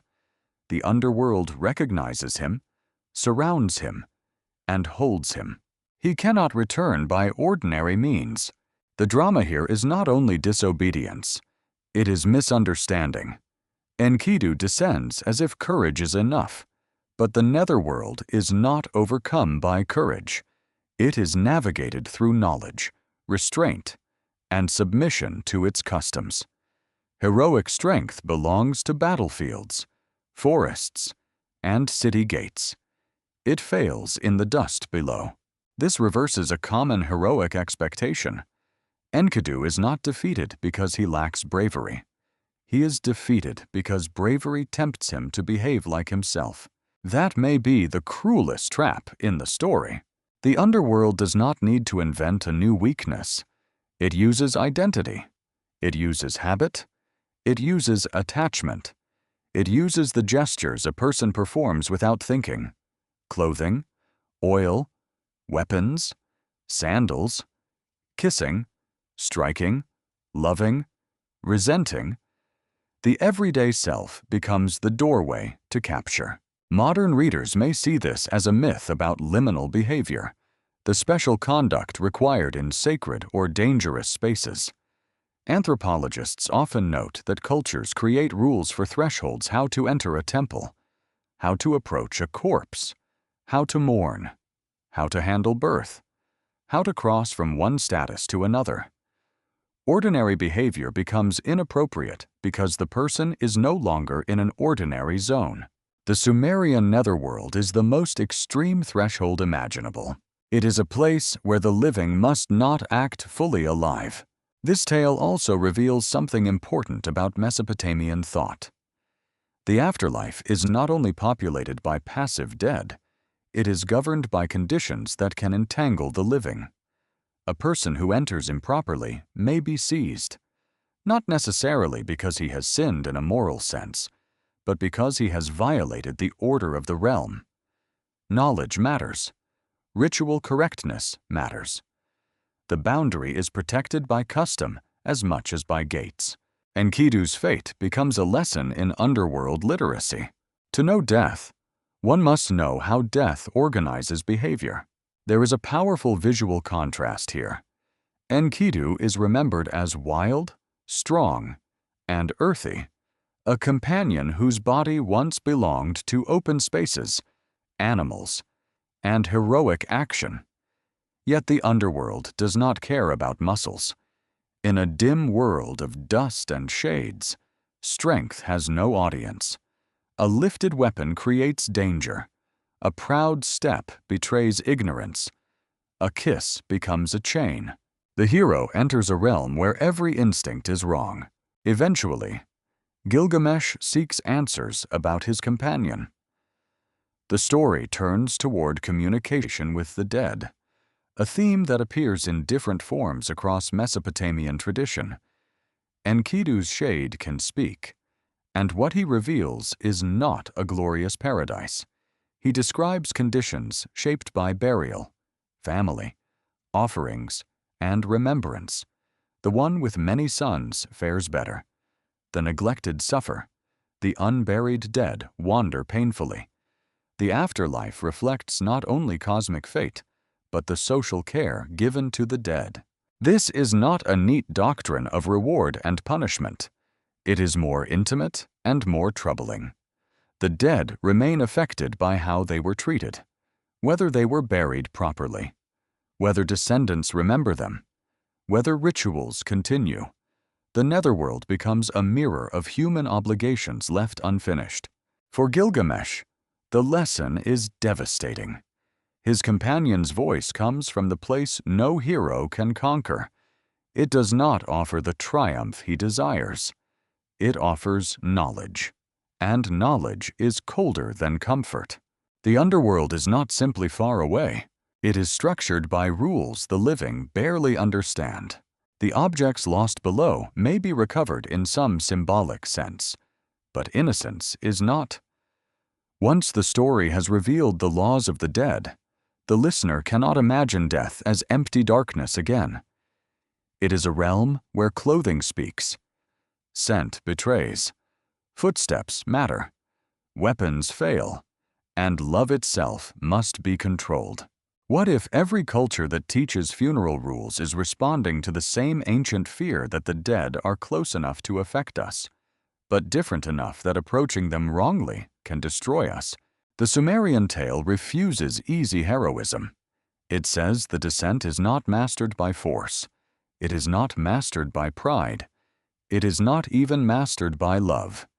It requires a kind of knowledge that feels almost impossible for the living. Because to follow the rules below, one must temporarily stop being what life has made one. And if Enkidu, who heard the warnings clearly, still could not resist the habits of the living, how could any soul know the laws of the world beneath the dust? What happens when the man who restored a kingdom discovers that kingship cannot protect him from the road beneath the earth? Among the most haunting Sumerian compositions about death is a poem centered on Ur-Nama, ruler of Ur and founder of the dynasty that turned the city into one of the great powers of southern Mesopotamia. He was not remembered as a wandering hero or a distant mythical ancestor. He was a historical king. Inscriptions, monuments, building projects, and later literary memory all connect him with royal power, temple restoration, legal order, and the sacred city of Ur. Yet the poem does not preserve him only as a builder. It preserves him as a dead man. That difference changes everything. When ordinary people died, the grief belonged mostly to family, household, and local community. But when a king died, the shock touched the entire structure of the world. A king was not simply a political ruler. In Mesopotamian thought, kingship had divine sanction. The ruler maintained temples, protected cities, offered to gods, defeated enemies, sponsored canals, and stood as the visible center of human order. So when Ur-Nama dies, the question is not only, why did a man die? The deeper question is, why did the gods allow their chosen king to fall? The poem known as The Death of Ur-Nama moves inside that wound. It does not treat royal death as a quiet passage. It presents it as a cosmic disappointment, a collapse of expectations, and a mystery of divine silence. The king who built for the gods is not rescued by them. The man who honored the temples is carried toward the same dark realm that waits for everyone. Imagine the city of Ur beneath a pale sky. Its sacred precinct rises from the plain. The great ziggurat, associated with the moon god Inanna, dominates the skyline with its massive mud brick terraces. Workers, priests, officials, and scribes move through an urban world shaped by royal command. Storehouses count grain. Seals press authority into clay. Hymns praise divine order. Then the news arrives. The king is dead. Ancient texts are not newspapers, and the poem is not a neutral battlefield report. It is literature, lament, theology, and royal memory woven together.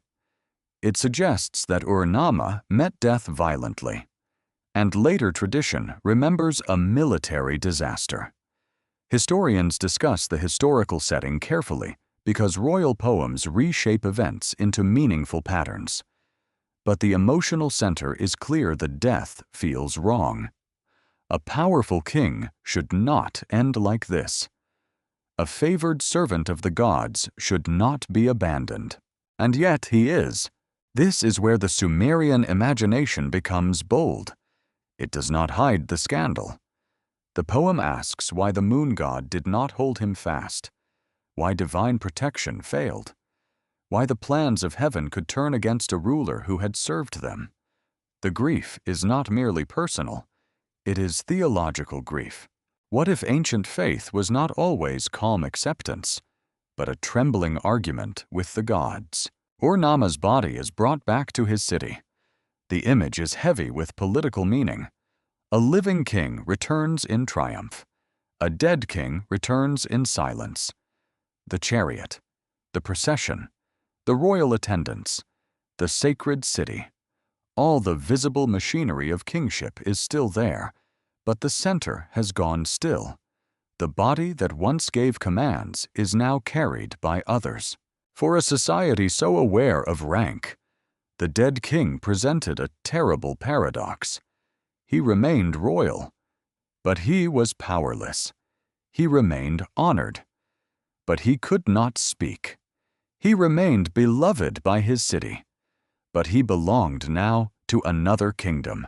The funeral becomes a bridge between two systems of authority. On earth, Ur-Namma was king of Ur. Below, he must meet powers older than his throne. The poem imagines him entering the netherworld not as a naked beggar, but as a ruler carrying gifts. This detail is crucial. It suggests that status does not vanish entirely at death, at least not in royal imagination. The king descends with offerings for the divine beings of the underworld. He gives gifts. The gesture is deeply Mesopotamian. Gifts maintained relationships between humans and gods, between kings and temples, between rulers and allies, between households and ancestors. A gift was not merely generosity. It was diplomacy. It acknowledged hierarchy. It opened access. It created obligation.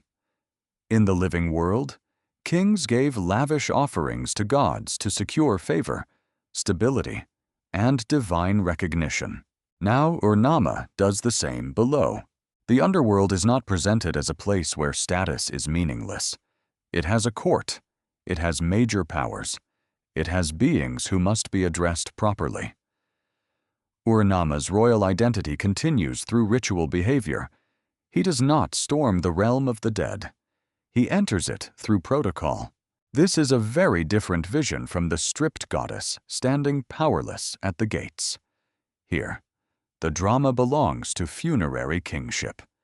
The dead ruler arrives with goods suited to a court beneath the earth.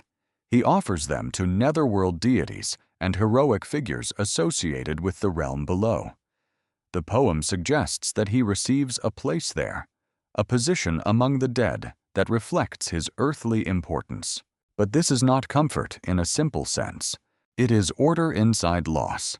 A king may be honored in the underworld, but he is still dead. He may give gifts, but he cannot return to sit in Ur's palace.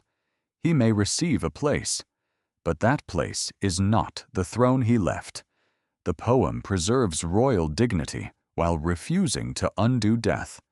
That balance is what makes it powerful. It does not say kings are exempt. It says kings descend ceremonially. What if the afterlife imagined for rulers was not escape from death, but the continuation of rank inside death's empire? Archaeology helps us understand why this idea mattered. Royal tombs, monumental buildings, inscriptions, and administrative tablets reveal a society obsessed with hierarchy and sacred duty. A ruler's death was not private. It affected succession, temple economy, military confidence, and civic identity. The funeral of a king could become a public act of restoration, a way to prevent death from becoming disorder. The city had to absorb the impossible fact that its living center had vanished. Ritual did that work. Lament did that work. The poem did that work. A lament is not just sadness made beautiful. In ancient Mesopotamia, lament could be a sacred technology of grief. It gave words to catastrophe. Cities could be lamented after destruction. Temples could be lamented after abandonment. Gods could be petitioned through formal sorrow. To lament was to shape chaos into speech. Ur-Namma's death needed that kind of shaping. The poem does not simply mourn him. It places his death inside a cosmic story, turning political trauma into a journey through divine territories. The king's body is gone from the world above, but his royal significance is not allowed to dissolve. His passage is narrated, ordered, and witnessed.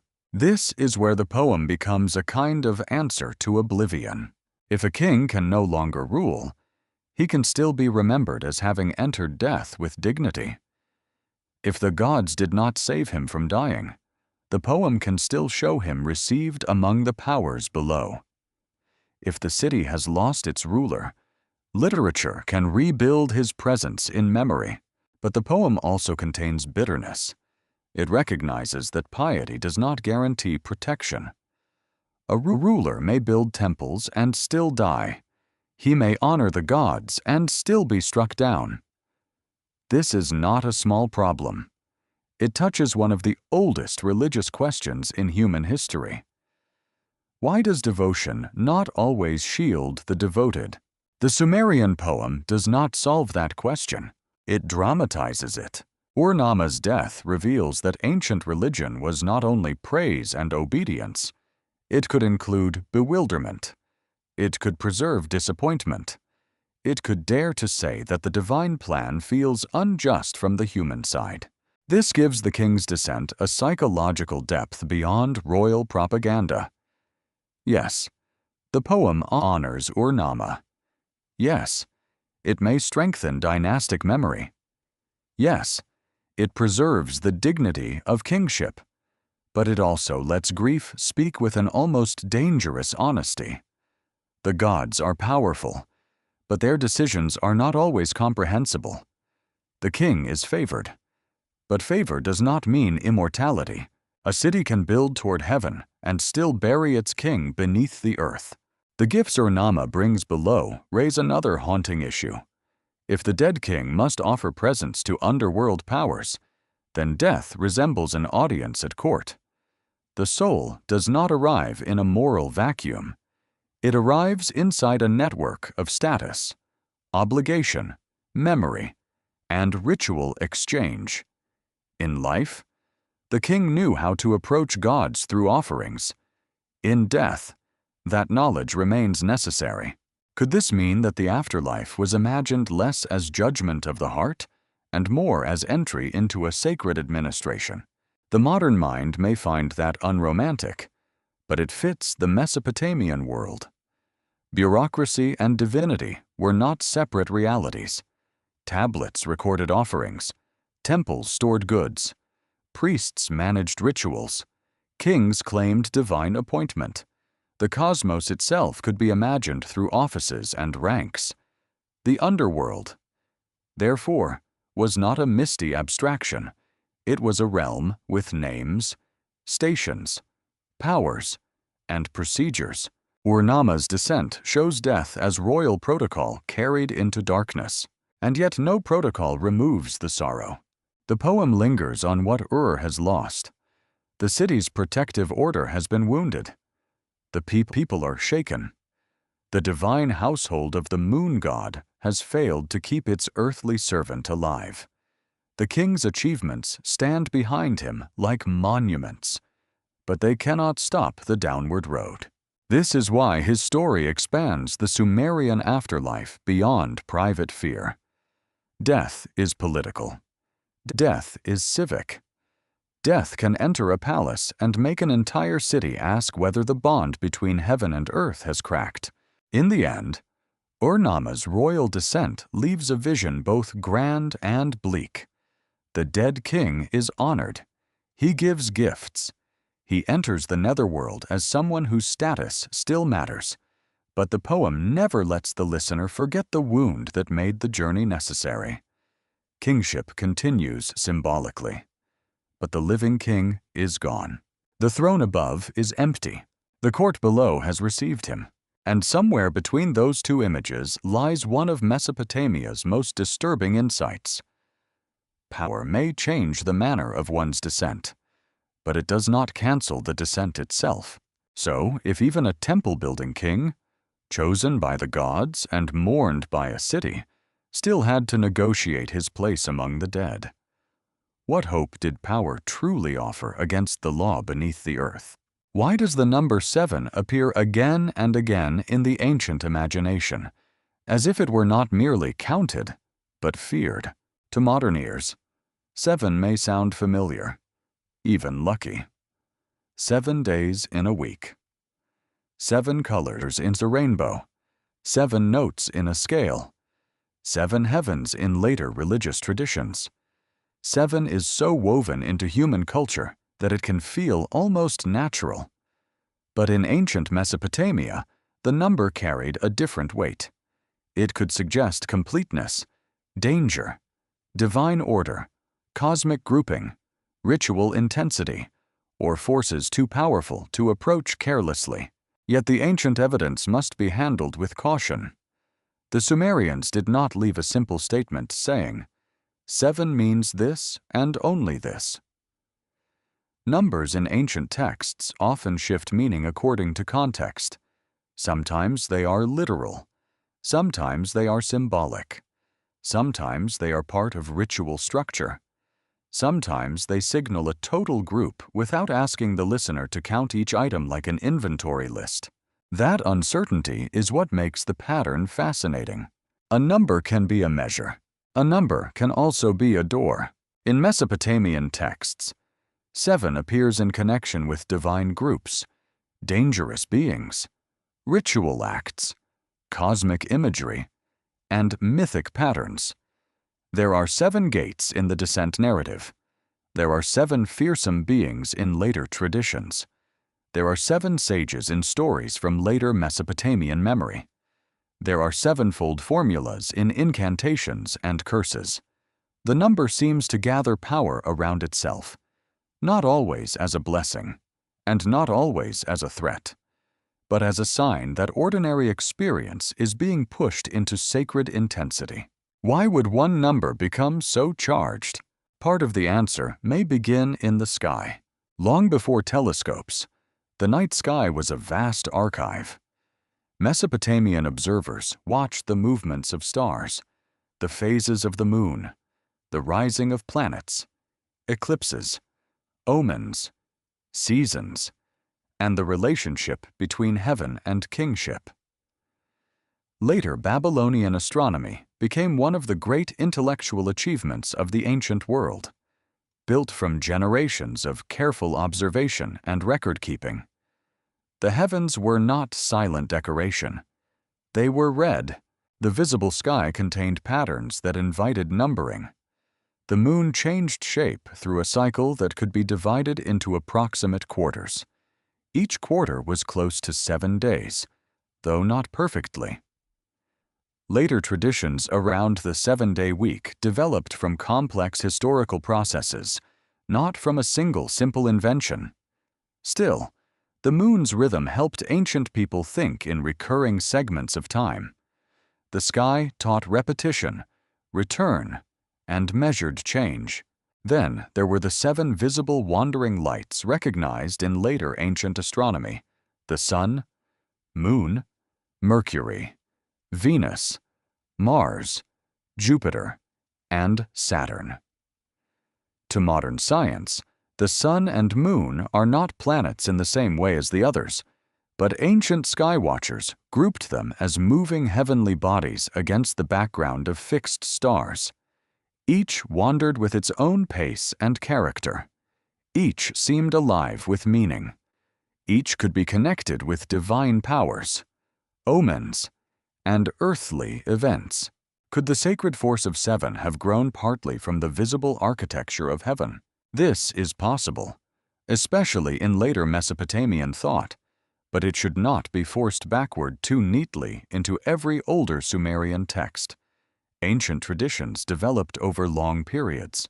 Sumerian, Akkadian, Babylonian, and Assyrian materials overlap, inherit, reinterpret, and transform one another.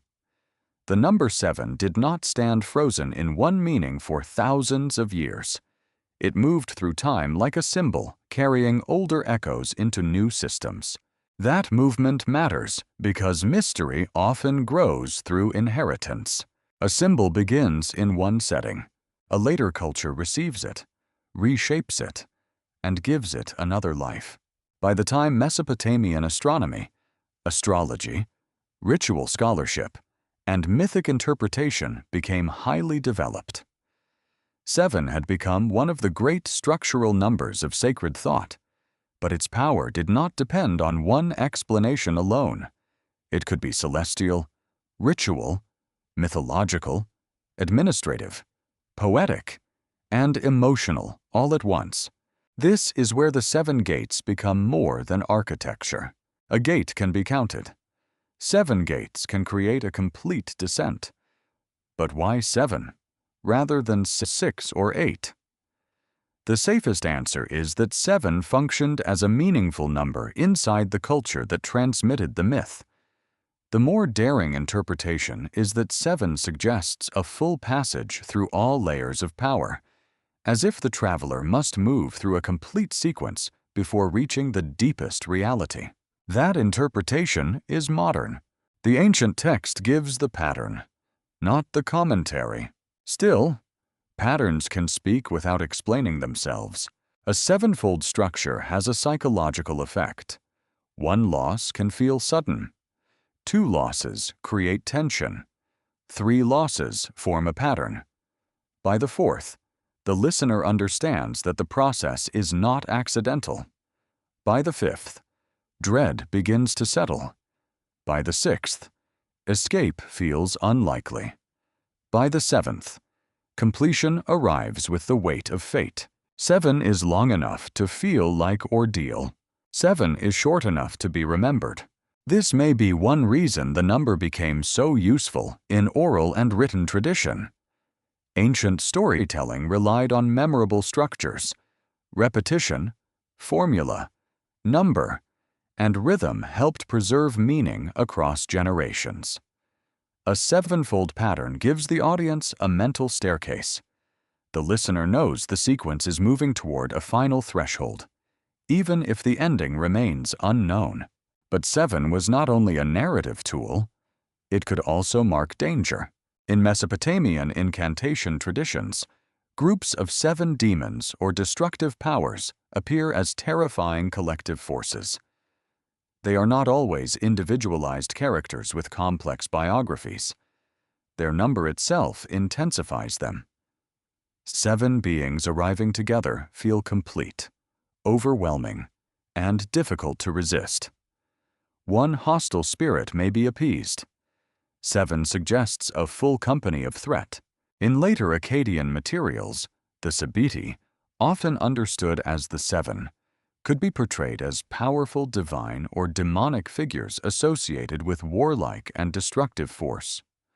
Their identities vary across texts and contexts, which is another reminder that ancient symbols are rarely fixed in one clean definition.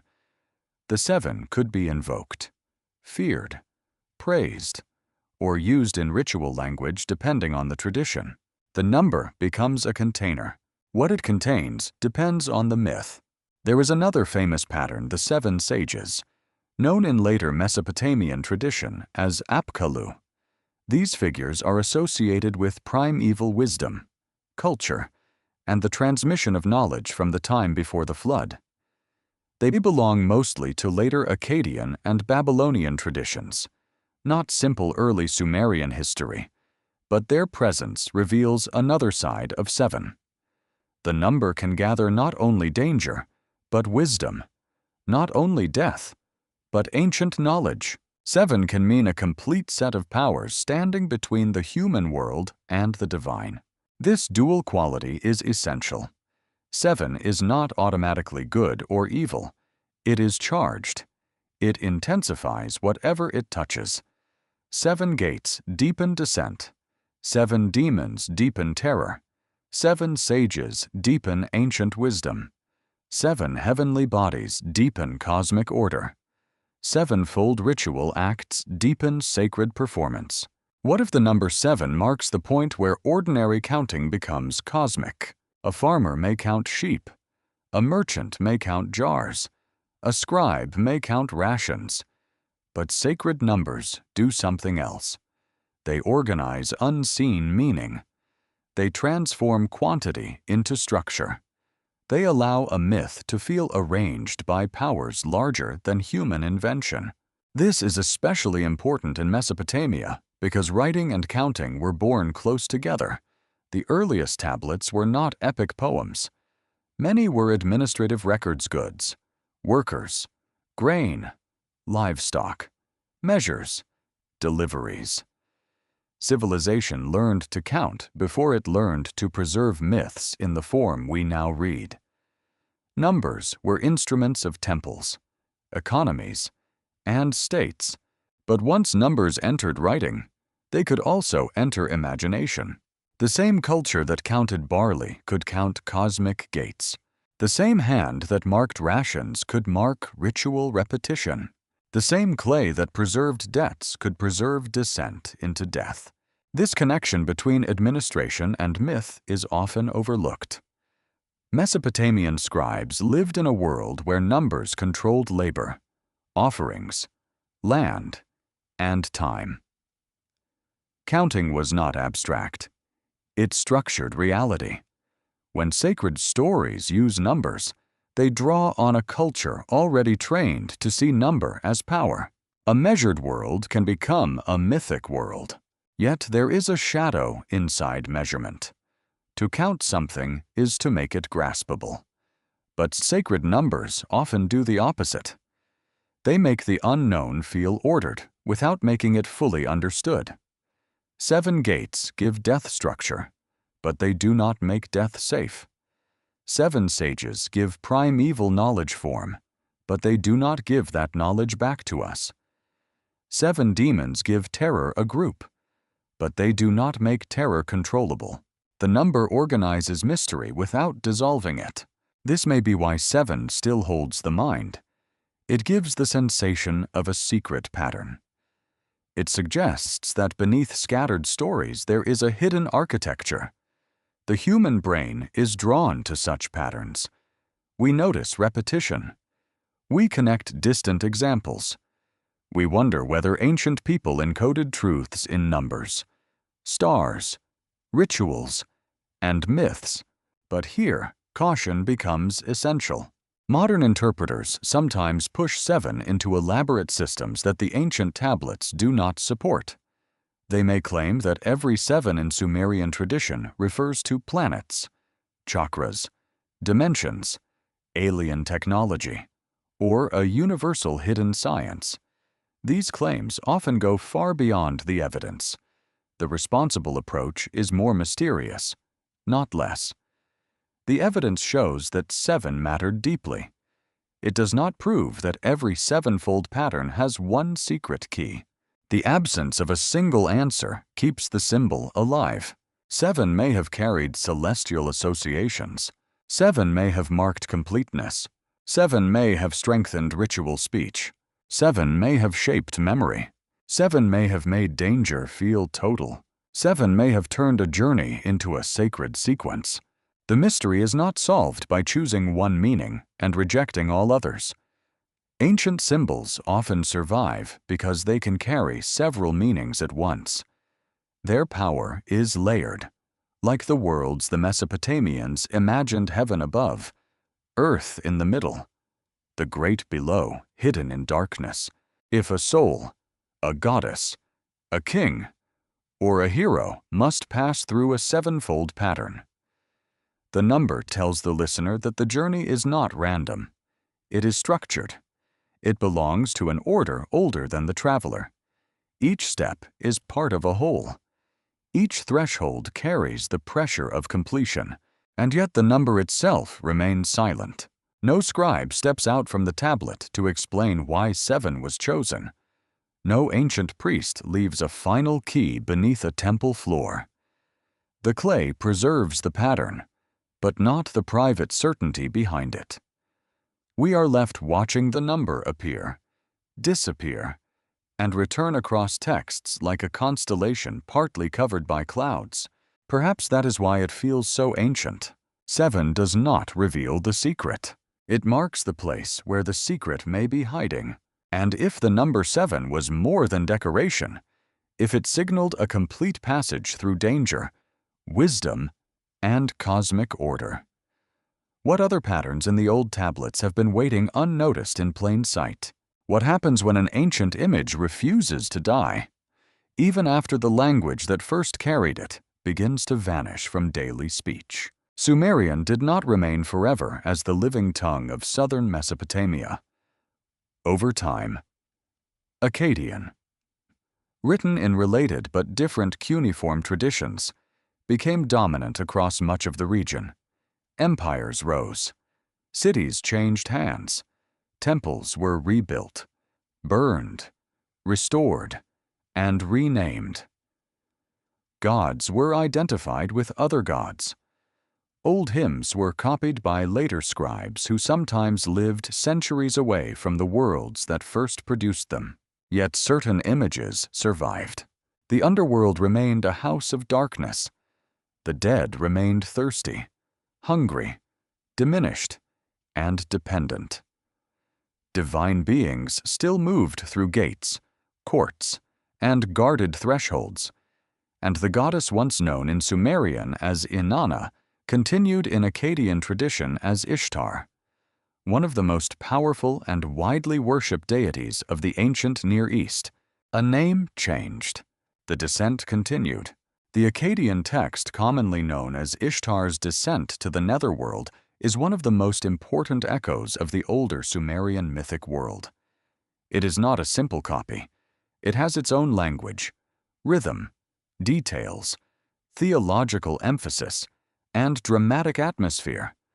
But the family resemblance is unmistakable. A great goddess descends. She comes to the land of no return. She confronts the gatekeeper. The queen of the underworld commands that she be admitted according to the laws below. The gates open one by one. At each gate, a symbol of her power is removed. Why would later scribes preserve this pattern? The answer may be that the image was too powerful to abandon. A goddess crossing 7 gates and losing her splendor piece by piece was more than a local myth. It was a sacred drama of reversal. Above, Ishtar could be queen of love and war, adored and feared. Below, she could be reduced. The story allowed ancient listeners to imagine a truth that no empire could escape. Every power has a boundary. The Akkadian version intensifies the atmosphere of the underworld through unforgettable descriptions. It is called the Land of No Return, a place whose inhabitants are deprived of light. The dead are imagined in terms of dust, clay, darkness, and bird-like garments. These images are not identical in every text, and they should not be flattened into one fixed doctrine. But together they reveal a world where death is not brightness. It is dimness. It is reduction. It is the loss of ordinary nourishment and ordinary form. The dead do not feast under golden trees. They endure. That bleakness appears in several Mesopotamian traditions. The underworld is not always described with the same details.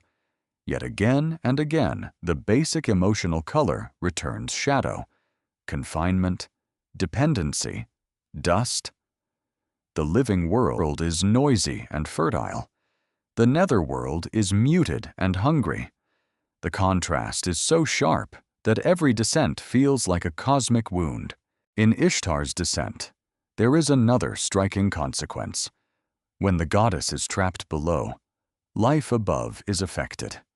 Sexual vitality diminishes. Reproduction falters. The living world begins to lose one of its driving forces. This detail turns the descent into more than a private divine crisis. It becomes cosmic. If the goddess of desire and fertility is held in the underworld, the world above begins to fail. This is one of the great Mesopotamian insights. The worlds are separated, but not completely independent. The dead need the living. The living can be disturbed by the dead. The gods above can be threatened by what happens below. The underworld is hidden, but it is not irrelevant. This interconnected vision may help explain why later cultures continued telling such stories. Underworld myths allowed ancient societies to speak about death without reducing it to silence. They gave death location, rulers, rules, messengers, and consequences. They did not make it gentle, but they made it narratable. A terror with a name can be approached. A gate can be imagined. A queen can be addressed. A journey can be told. Another Mesopotamian tradition expands the underworld through the story of Nergal and Ereshkigal. In this narrative world, Nergal, a god connected with plague, war, and destructive heat, becomes linked with Ereshkigal, the queen below. The story exists in different versions, and the details vary. What matters here is the larger pattern. The underworld is again portrayed as a court with protocol, danger, divine negotiation, and terrifying consequences for disrespect. This is not a realm of random ghosts. It is political, it has manners, it has rank, it has thresholds that even gods must treat carefully. In one version of the story, Nergal fails to show proper respect toward a messenger from the underworld. The offense pulls him toward the realm below, where his encounter with Ereshkigal leads to conflict, power, desire, and eventually a form of union or shared rule. The ancient text is strange, forceful, and not easily reduced to romance or conquest. It shows, once again, that contact with the underworld changes the one who enters. What if every descent story asks the same question in a different costume? Can power enter death without becoming part of death? Inanna loses her symbols. Ishtar is trapped and must be released. Nergal enters conflict and becomes bound to the underworld's queen. Enkidu is seized through broken rules. Ur-Nama descends with royal gifts. Each story develops a different angle. But the deeper structure remains. The realm below has laws that cannot be ignored. This pattern did not remain confined to Sumerian language. Babylonian and Assyrian scribes copied, adapted, and studied older traditions. Their schools preserved ancient compositions as part of scribal training and religious knowledge. Some texts became difficult, prestigious, and archaic, like sacred echoes from a former age. Sumerian itself continued as a learned language long after it ceased to be commonly spoken. Somewhat like the way Latin lived on in medieval scholarship and ritual, that means the underworld myths survived through memory institutions. They were not only campfire tales, they were copied by trained hands. Picture an Assyrian or Babylonian scribe in a tablet house, centuries removed from the earliest Sumerian cities, pressing signs into clay that preserve the names of gods older than his own empire's rise. Outside, kings boast of conquest, armies march, palaces display carved scenes of lions, tribute, and war. But inside the scribal world, a quieter conquest is happening, the conquest of forgetting. The old descent lives because someone copied it. This preservation created layers. A myth born in one city could be read in another. A goddess worshipped under one name could merge with another divine identity. A ritual phrase could outlive the rite that first gave it breath. A symbol could travel farther than the people who first used it. The seven gates, in this sense, are not only part of an underworld, they are part of cultural memory. They stand at the threshold between Sumerian and Akkadian traditions, between early city-state religion and later imperial scholarship, between local cult and wider Near Eastern imagination. They show how one image can survive change by becoming flexible enough to be retold. But echoes beyond Mesopotamia must be treated carefully. It is tempting to say that every later gate of death comes directly from Sumer. That would be too simple. Ancient cultures influenced one another through trade, conquest, migration, diplomacy, scribal contact, and shared human concerns. But similarity does not always prove direct borrowing. Many societies independently imagined death as a journey, a guarded realm, a crossing, a river, a court, or a series of trials. These images arise naturally from the human experience of boundaries. A grave has an edge, a city has a gate, a river must be crossed, a court decides fate, a door hides what cannot be seen. Still, the comparisons are fascinating. In ancient Egypt, funerary texts describe the dead passing through guarded regions, gates, doors, and divine tests in the afterlife. The Egyptian world is distinct, with its own theology, solar journeys, judgment scenes, spells, and hopes for transfigured existence. It should not be treated as a copy of Mesopotamia. Yet both civilizations imagined the afterlife as structured, guarded, and dangerous to those without knowledge. In Greek tradition, the dead journey to Hades, cross boundaries, encounter rivers, and enter a realm ruled by divine powers. The Greek underworld is again different, shaped by its own poetry and religious imagination. But the pattern of a lower world with rulers and thresholds shows how deeply humans associate death with passage into controlled territory. In Hebrew tradition, Sheol appears as a shadowy realm of the dead in older biblical language. It is not identical to the Mesopotamian underworld, and later Jewish and Christian developments change the landscape dramatically. Yet the image of a dim place where the dead are gathered resonates with the broader ancient Near Eastern environment in which cultures lived near one another and shared many symbolic concerns. In Iranian tradition, the Bridge of Judgment appears in later religious thought as a powerful image of crossing after death. This is not the Sumerian seven-gate system, but it belongs to the same great human impulse to imagine death as a passage that reveals truth about the traveler. The point is not that all these traditions are secretly the same. They are not. The point is that ancient peoples repeatedly imagined death as a threshold guarded by powers beyond human control. That repetition raises a deeper question. Are these similarities the result of cultural contact, shared psychology, environmental experience, ritual practice, political organization, or the simple fact that death feels like entering a place from which no witness returns? Modern scholars debate influence case by case. Responsible comparison looks for language, historical contact, textual transmission, and specific shared motifs. It does not leap from resemblance to certainty. Yet even careful comparison cannot remove the wonder. Across deserts, river valleys, temples, tombs, and scribal schools, the human mind kept returning to doors. Doors to darkness, doors to judgment, doors to memory, doors to transformation. The Mesopotamian gates are among the oldest surviving forms of this imagination. They do not tell us everything ancient people believed about the soul. They do not prove a secret universal afterlife map.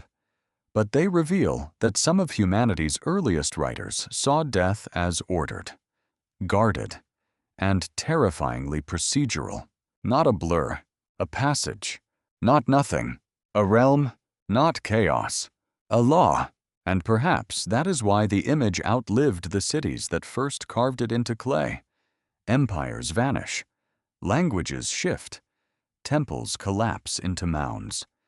The reeds grow again near abandoned canals, but the idea of a gate remains. It is too close to human experience to disappear. Every person understands a closed door. Every person wonders what waits behind the last one.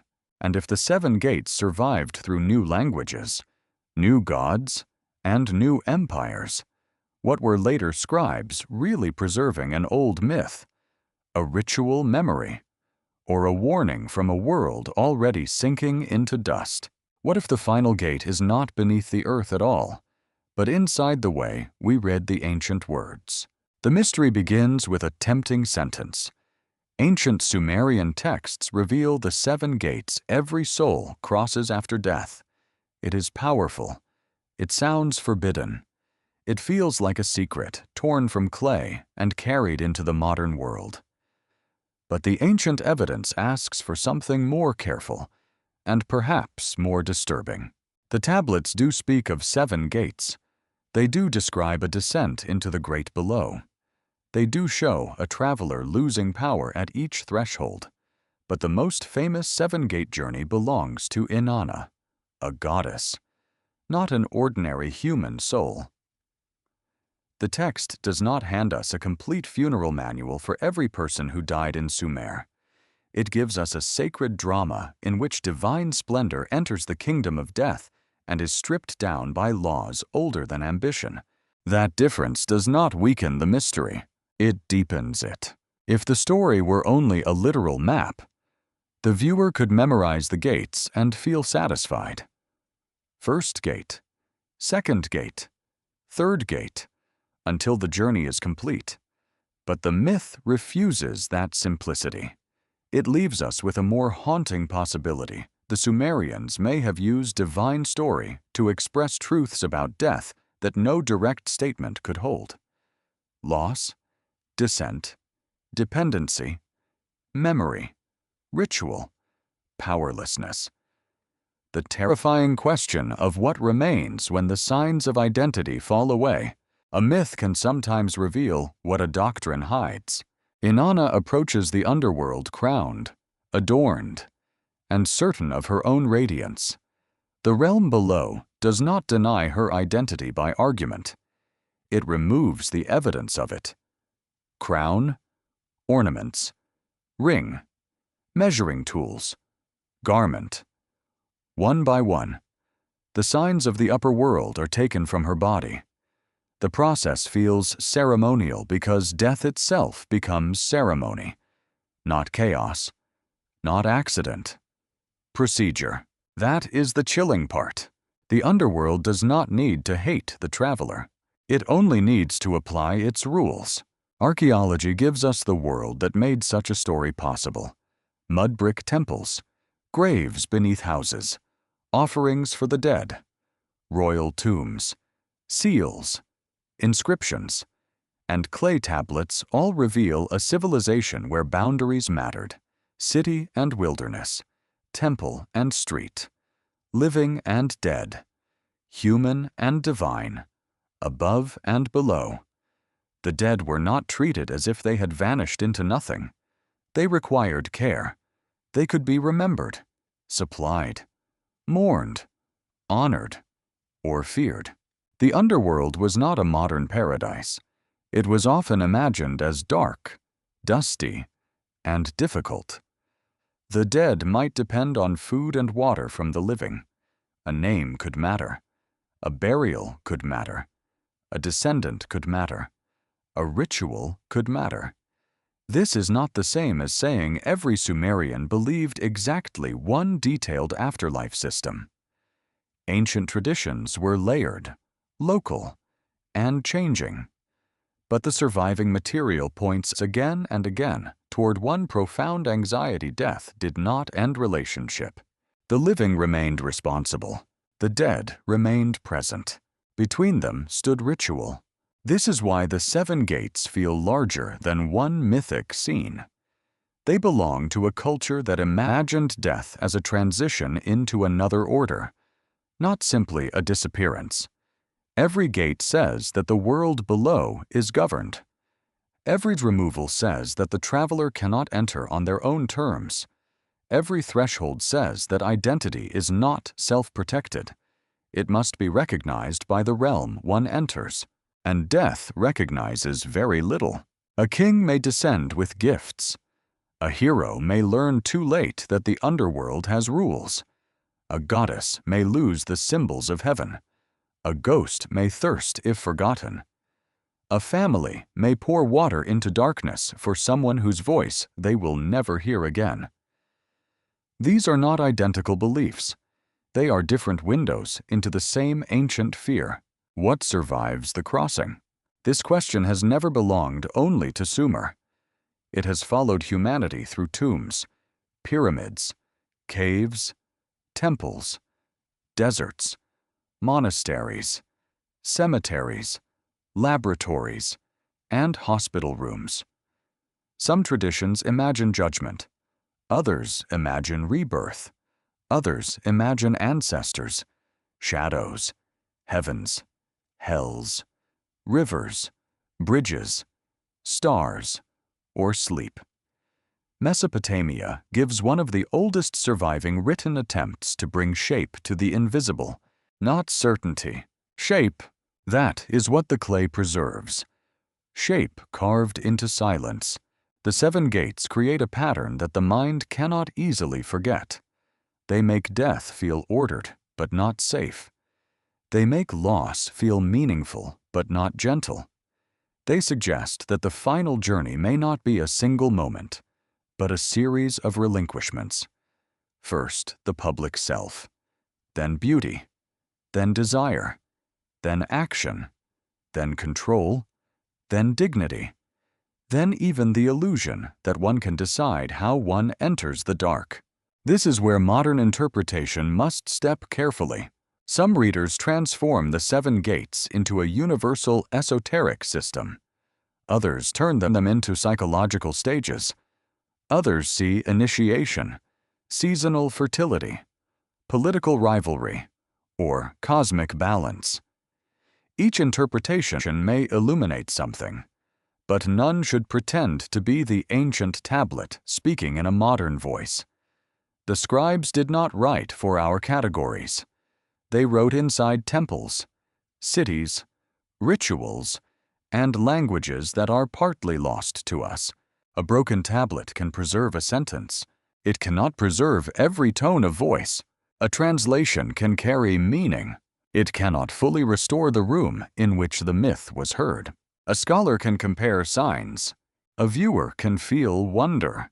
But between the ancient scribe and the modern imagination, another gate remains closed. That gate is interpretation. Every time we approach these texts, we stand outside it. We want the clay to answer our deepest questions.